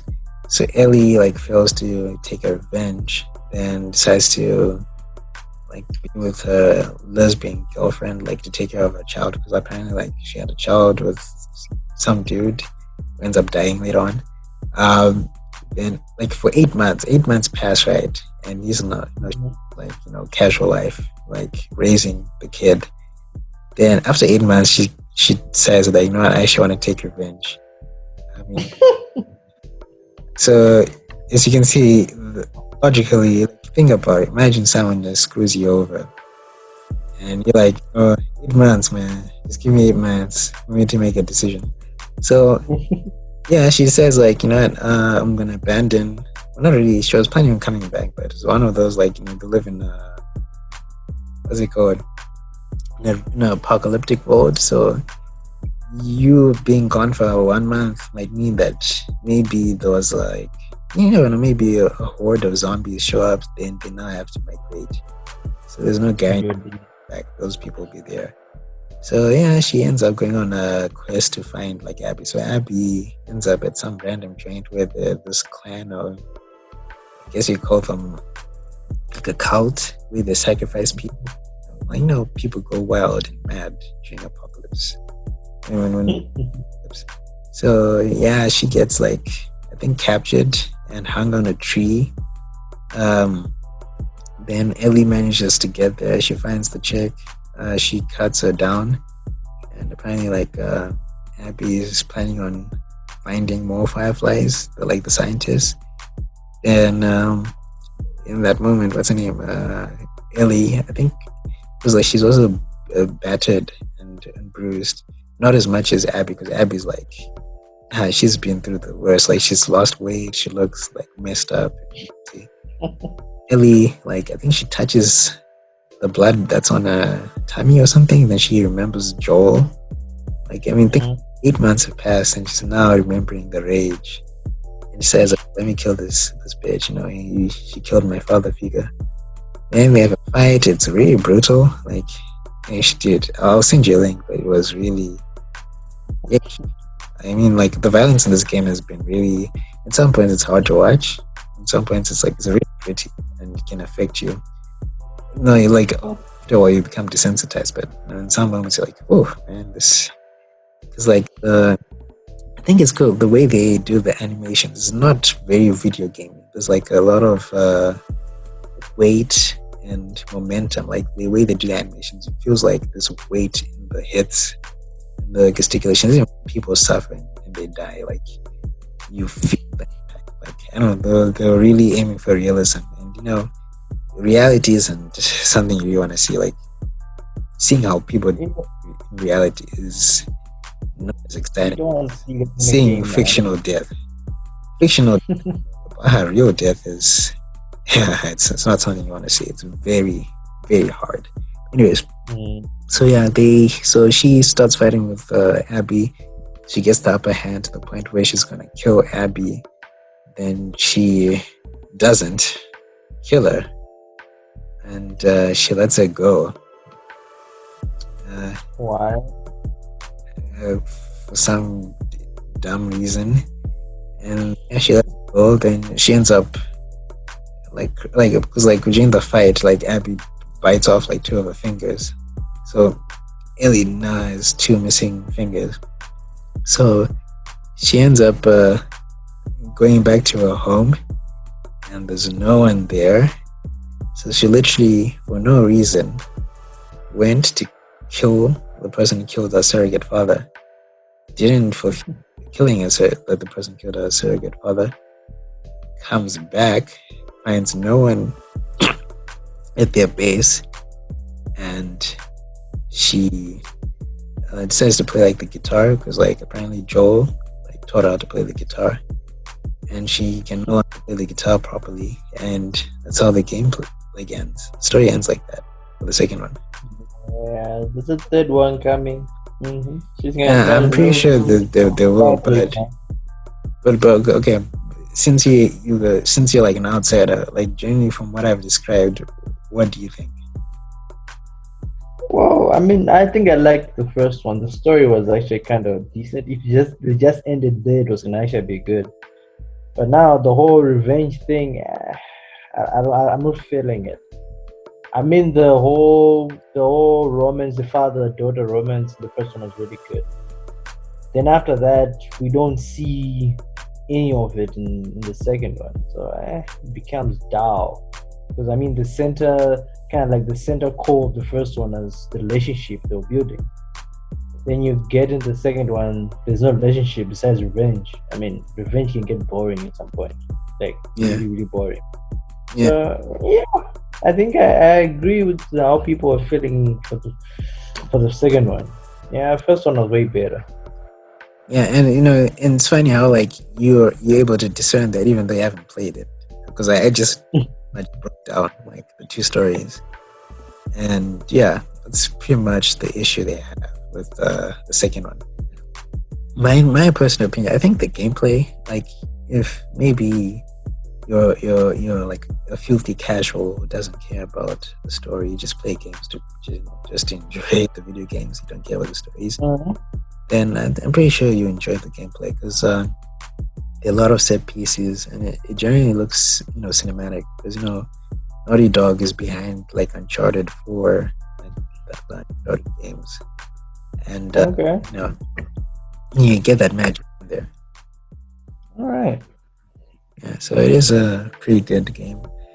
Well, I guess we can then transition to something we have something we have in common or that we can share. So, like, what movies or shows have you been watching? I don't know. Has there been any new good movies out lately? Have you seen The Invisible Man? Actually, I haven't watched it yet. I mean, I don't know why I'm taking my time. Maybe because I'm kind of like in my mind, I'm imagining like the old one, like the really really old one. I think it was like early 2000s. That one gave me nightmares because I was still a kid, man. I don't know why it gave me nightmares. Oh, So this one, I don't know. I heard it's actually pretty good. yeah, But I'm it's taking really my good. time. It's really Okay. good. It was directed by the guy who did Insidious, and remember that sci-fi movie Upgrade? Yeah. Which one? Upgrade. Oh yeah. Upgrade was good actually.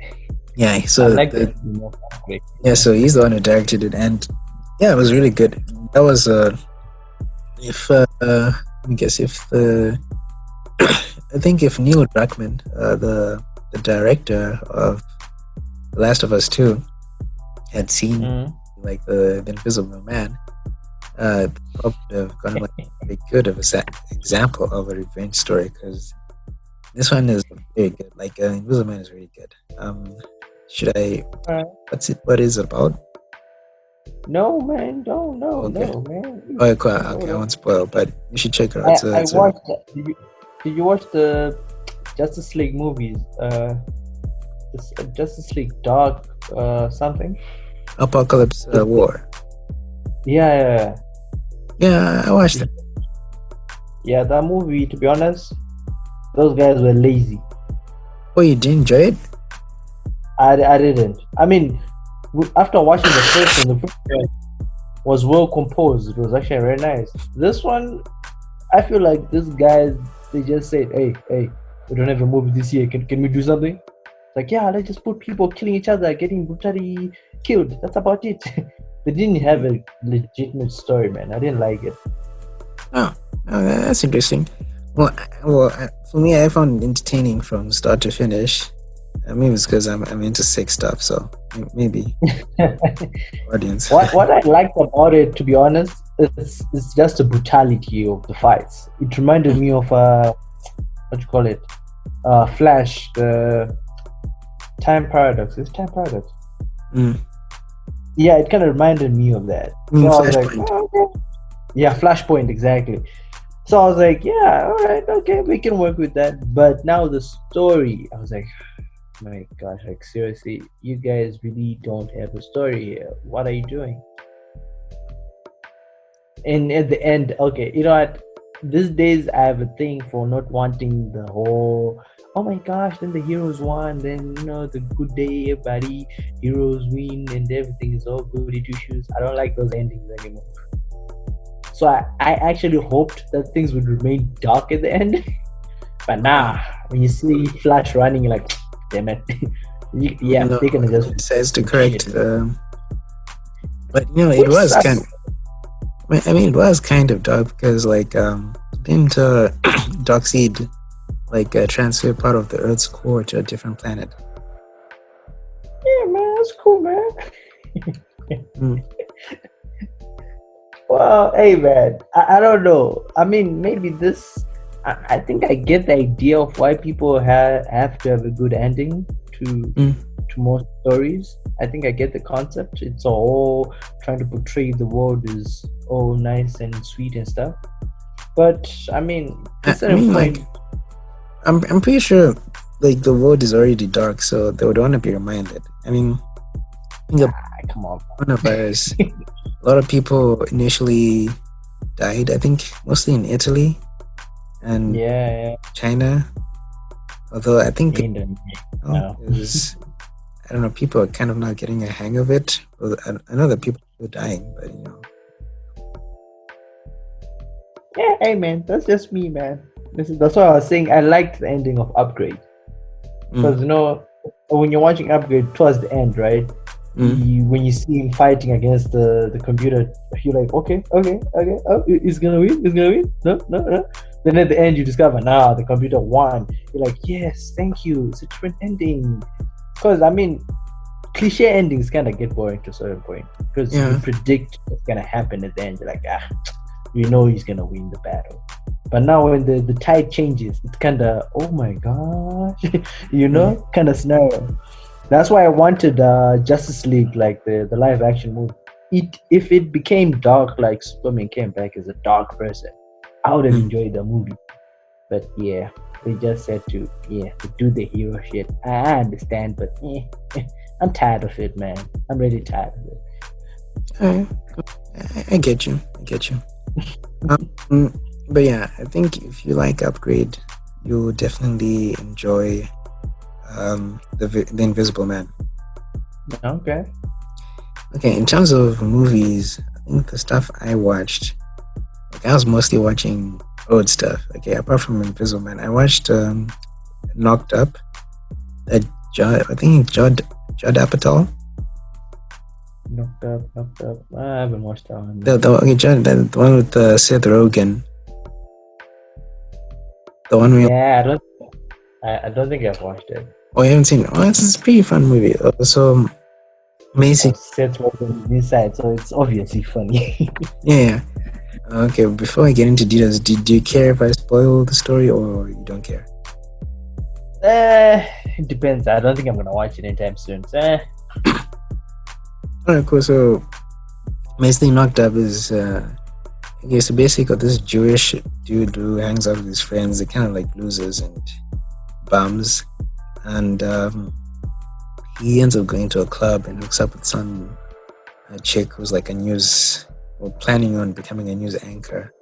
So they end up having sex, but apparently, so just before that, he was supposed to put his condom on, but like when you're in the moment and the chick is like, dude, put it in. Yeah. Maybe like when you're trying to put on the condom, you don't put it like on properly. You put like the wrong side. Then because like how it is, like when you're in that moment, like maybe some women are different. Like there's some like chicks where like if you don't do things instantly, they can then in the next 10 seconds go like, no, I'm no longer feeling it. And you're like, wait. Oh yeah, that's true. And she's like, Jack, you took forever. I don't feel like doing it anymore. So I was like, let me just bust a nut without the rubber. So yeah, they do it. They get laid. He gets laid. Then like the following day, they still talking to each other. Oh, nice. And I think they with like a joint, like like a diner where they just eat. They have like a conversation, and she ends up realizing the dude is kind of like a loser, like where he doesn't really have much going on in his life because he's wasting his time trying to make like a website that documents the number of times actresses take off their clothes in a movie, which is pretty stupid. So after a while, like she ignores the dude. Then she finds out that she's pregnant and decides to call him. And now they kind of have to like, he's not like a deadbeat, so he's like interested in actually having the child with her. So now they have to like, because especially if you can have a child with someone, you might as well try to be compatible and get to know each other, because be a Bali, at least you need to have like a relationship with the woman who's going to become the mother of your child. So they can try to, I guess you could say, try to force each other into liking each other. Then sometimes it works, sometimes it doesn't. For the most but I was on the side of the girl. I know this is gonna sound really weird coming from me. Was it was like he wasn't doing anything sensible. He didn't have a job. So like, if you're a serious nigga, you need to get a job. Sorry. Every kid. So it's a funny story with although I did talk to like a friend of mine who's like a girl, and she said that it's highly unlikely that would really happen in real life, because a lot of niggas like a tap and strap. We have the people got the deadbeat gene. We like to shlong, but we don't like to take care of the byproduct of our shlonging. Alright. Yeah. Anyways, it's a nice movie. I think it was really sweet. Kind of, as far as like I'm concerned, when it comes to, I think romance in film, I think if packaged in like as a rom-com, I can take it in more, accept it more. Versus like, I've never been into like purely romantic films because I'm not a sentimental person, so like the best way to get to my emotions is if you can make me laugh, then I can be a bit, I can be a bit like sentimental or romantic. Like if you hit me on laughter, then I can be like a bit more like sense. To be honest, rom-coms for me are too predictable, man. Oh. Because they got this one cliche story: girl meets guy or guy meets girl. They get to know each other. Then halfway, they don't get along. Then love. Then someone does something. You saying? It's like halfway, like so they start liking each other. Then after a while, they don't get along. Yeah. Then something happens. Either one of them does something stupid. Then they break up. Then they're mad at each other for a while. Then all of a sudden it sparks again. Then at the end of the show, they're back together. You're like, okay. Or like at the end, the dude has to do something dramatic, like run to the airport. Exactly, Yeah. So for me, rom-coms kind of became too cliche. I know there's some out there which are really good. Like I need to watch that one. 14 Stars. Yeah, I heard it was really good. Yeah, that one's it's pretty sad. It's more like now that I think about it, you remember Clanad? Yeah. It's more like that the cry porn anime. Where it's supposed to make you feel like have tears and stuff. Which, like, if let's say, so I guess maybe you feel like you're like inundated with sociopathy in your life, and you be reminded that you're a human being. Just watch stuff like Planet or The Fault in Our Stars, and if that doesn't work, I think you're really far gone, and I think from what you are. Okay. Yeah. Yeah. So romance sucks, man. I don't like it. So, well, I kind of like it in anime. Okay, there's that one anime I like with romance, but otherwise, yeah. All right, cool. So, anyways, we're kind of like getting into the, like it's past 1 a.m. right now. So I guess I don't know. Do you have any things you want to recommend, like to me or to the audience, like something you found interesting online? Wow. What can I recommend? Any media stuff or just anything, man? Anything you found interesting? Yeah, listen to original soundtracks. Okay. Hey, man, that's your scores are just amazing, bro. That's honest truth. They're just ridiculously amazing. So yeah, I recommend that. That's honest truth. Just go online. From which composer? Different composers. I discovered that there are millions out there. So like be specific. If you're gonna recommend something, please mention a name or a movie. The ones I'm listening to these days, which I really think are really good. They're called how do you pronounce this? Succession Studios. Succession. Yeah. We call it Successful sexation. videos, yeah. Huh? We call it sexation. Yeah. SECESSION. Oh, okay. Nah, I thought there was an X there. I was like, what? They're Bro, really good. are they humming moaning sounds? No, man. No, really, man. Then you I'll got be the violins. Like what? That's weird, man. What is this? What? So yeah, they're really good. They got this album called I don't know how you pronounce this word, Epicon, or spelled as EPOCH. Okay. It means the beginning of something great in one's life or something like that. It's really good. Yeah. Right. Listening to OSTs, man, they're good. Especially for me, because I like creating stuff. So I don't like listening to music with lyrics. Because it kind of just disturbs my flow. All right. Yeah. Apart from that, nothing, man. All right, cool. I guess for me, the stuff I can recommend. So on YouTube, there's this guy called Kofzilla. Basically, he's into debunking. Are you aware of like those gurus, those money gurus, or those business gurus online? The trading guys, or like those guys who like to tell you how to become a millionaire, how to become successful in life and stuff like that. All right, yeah. So basically, what he does is like he debunks and gets like people who have gone through like the courses of these fake gurus, and they will get testimonies about how like it's bullshit and how like these gurus are like con artists, and they're literally like ripping off people, and kind of like they prey on vulnerable people who can't afford the things that they're offering and that they're promising.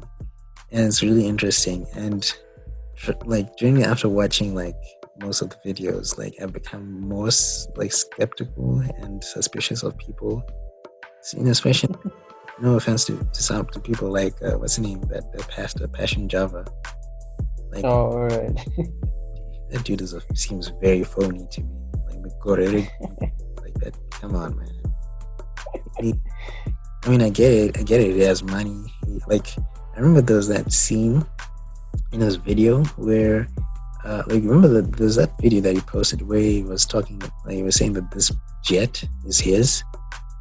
Did you see that video? Yeah, I haven't seen that. That jet had a flat tire. Out of commission. But you know how it is, bro. You know it's clout, bro. You sell dreams, smokes and mirrors, and they get into it, bro. Like it's all showmanship. They con you. Who knows? Maybe some of the nice cars he has is renting them, and I'm pretty sure the money they're making it from their congregation, or maybe him, but also like those guys, like the fake gurus. The money they're making it from selling those fake courses. Because like some of those courses are expensive. Like some people like, in 7 weeks I can teach you how to be a closer, how to be a seller. You pay like 2,000 or 5,000 for 7 weeks. Wow. And someone actually goes and pays for that. Yeah, people they've been made to believe, because the thing is with these guys, right? They prey on people who are vulnerable. Like, people are young, or people like, for instance, like, so imagine like you're I guess imagine like an entry-level job, or maybe not entry-level, maybe you're busting your balls, but the company you work at, like the amount they pay you isn't like something spectacular, so you kind of feel down. Or maybe it's not about the amount you get, maybe the job you do is draining, because in life you have people who have jobs that they don't really like. It's mentally taxing to just be there. And they're looking for an escape, and they're looking like a shortcut to success. If you notice, most of these guys who want to live the lavish life, they're primarily attracted to the idea of having enough disposable income to do whatever they want. If they want to go to Vegas, or if they want to bang a hot model, but that can only happen if they make a certain amount of money, or maybe who knows, man. There's They just want shortcut to life, man. Huh? There are people who just want shortcuts to life. Yeah, they do. They don't want They to do. really work hard for it, or Yeah, I mean, it's a mission to actually do that, because okay, and the shocking thing is that the wealth that these groups generate, they make it from the people they're fooling. It's kind of how okay, for dubious churches where people will be paying tithes, but basically the pastor will be making money from people's contributions, because he will be using the excuse that if you, of course, I'm not going to devalue paying tithes, especially if you're super religious and you believe in Jesus. But if you're those dudes who try to take advantage of others and use Christ as an excuse, if you're trying to pervert at least Christianity or the church, you would just go hey, pay me this amount, pay the prophet, the Papa, when they call. Yeah, I know the gimmicks. They start calling me Papa, right? I'm I would have checked, Papa, really? This nigga Papa, what's going on? The moment I hear Papa or some weird name, or Daddy, it's Daddy, Elder Moses, Daddy. Daddy. You got these people in the congregation calling him Daddy, right? It's ridiculous. So, anyways, the Copzilla channel, if you're really, I guess maybe for anyone who's not into people who lie, fake gurus, people who will pretty much make money out of nothing, or conning people. If you want to be, I guess, cautious, or if you want to learn from other people's sad sob stories, I guess I would sit out, because after going through a lot of those videos, I've become really cautious. And genuinely, I think everyone goes through. I know some people don't. Some people are born into nice homes or a nice life, but I think generally speaking, if you're in a vulnerable position in your life, maybe unemployed, you are employed, being paid peanuts, or maybe you are getting paid decent, but work sucks, just being there is painful. When you wake up in the morning, it's shit, I have to go through this, but it pays. I think generally it's not good to make a decision, especially at a place of being vulnerable, because you're not really thinking straight. You're being guided by emotions. And those guys, those gurus, or those guys are sociopaths. They don't care, bro. There's this lady, she was divorced. She had come out of a terrible marriage, and she had to take care of her kids. These niggas would be bro, you need to hunt these items, bro. Hunt these vulnerable people. Bro. Oh, but no, she got divorced. Nah, bro, we don't care, bro. I need her money. People are dark, guys. Yeah, so trust me, those people out there are evil, bro. They don't care, bro. You could have literally had your legs cut off, bro, and they'll be show you the path to success. Pay $5,000, and I can make you a closer. I can make you $1 million. It's what? No, man. Don't believe this. But yeah, it happens. So I guess, I don't know, maybe it's a cautionary tale. So it also made me think, because I've had moments when I was vulnerable. Okay, I work now, I have a job, etc. I'm trying to get better at things and make more income, and whatever comes my way. But for the most part, I think generally, what I've learned from watching Copzilla's channel, and also seeing the interviews of people who have been through the courses, or people who've been through hell, because there's some of the people come on the show, they almost committed, they almost died from a heart attack, or it's real stuff. It's not a joke. It's just that people are sold the dream, but stuff you have to do, what these gurus make you do, doesn't really pan out. So I think, I don't know, I feel it's important. Just check out one or two videos. I'll probably leave a link in the description.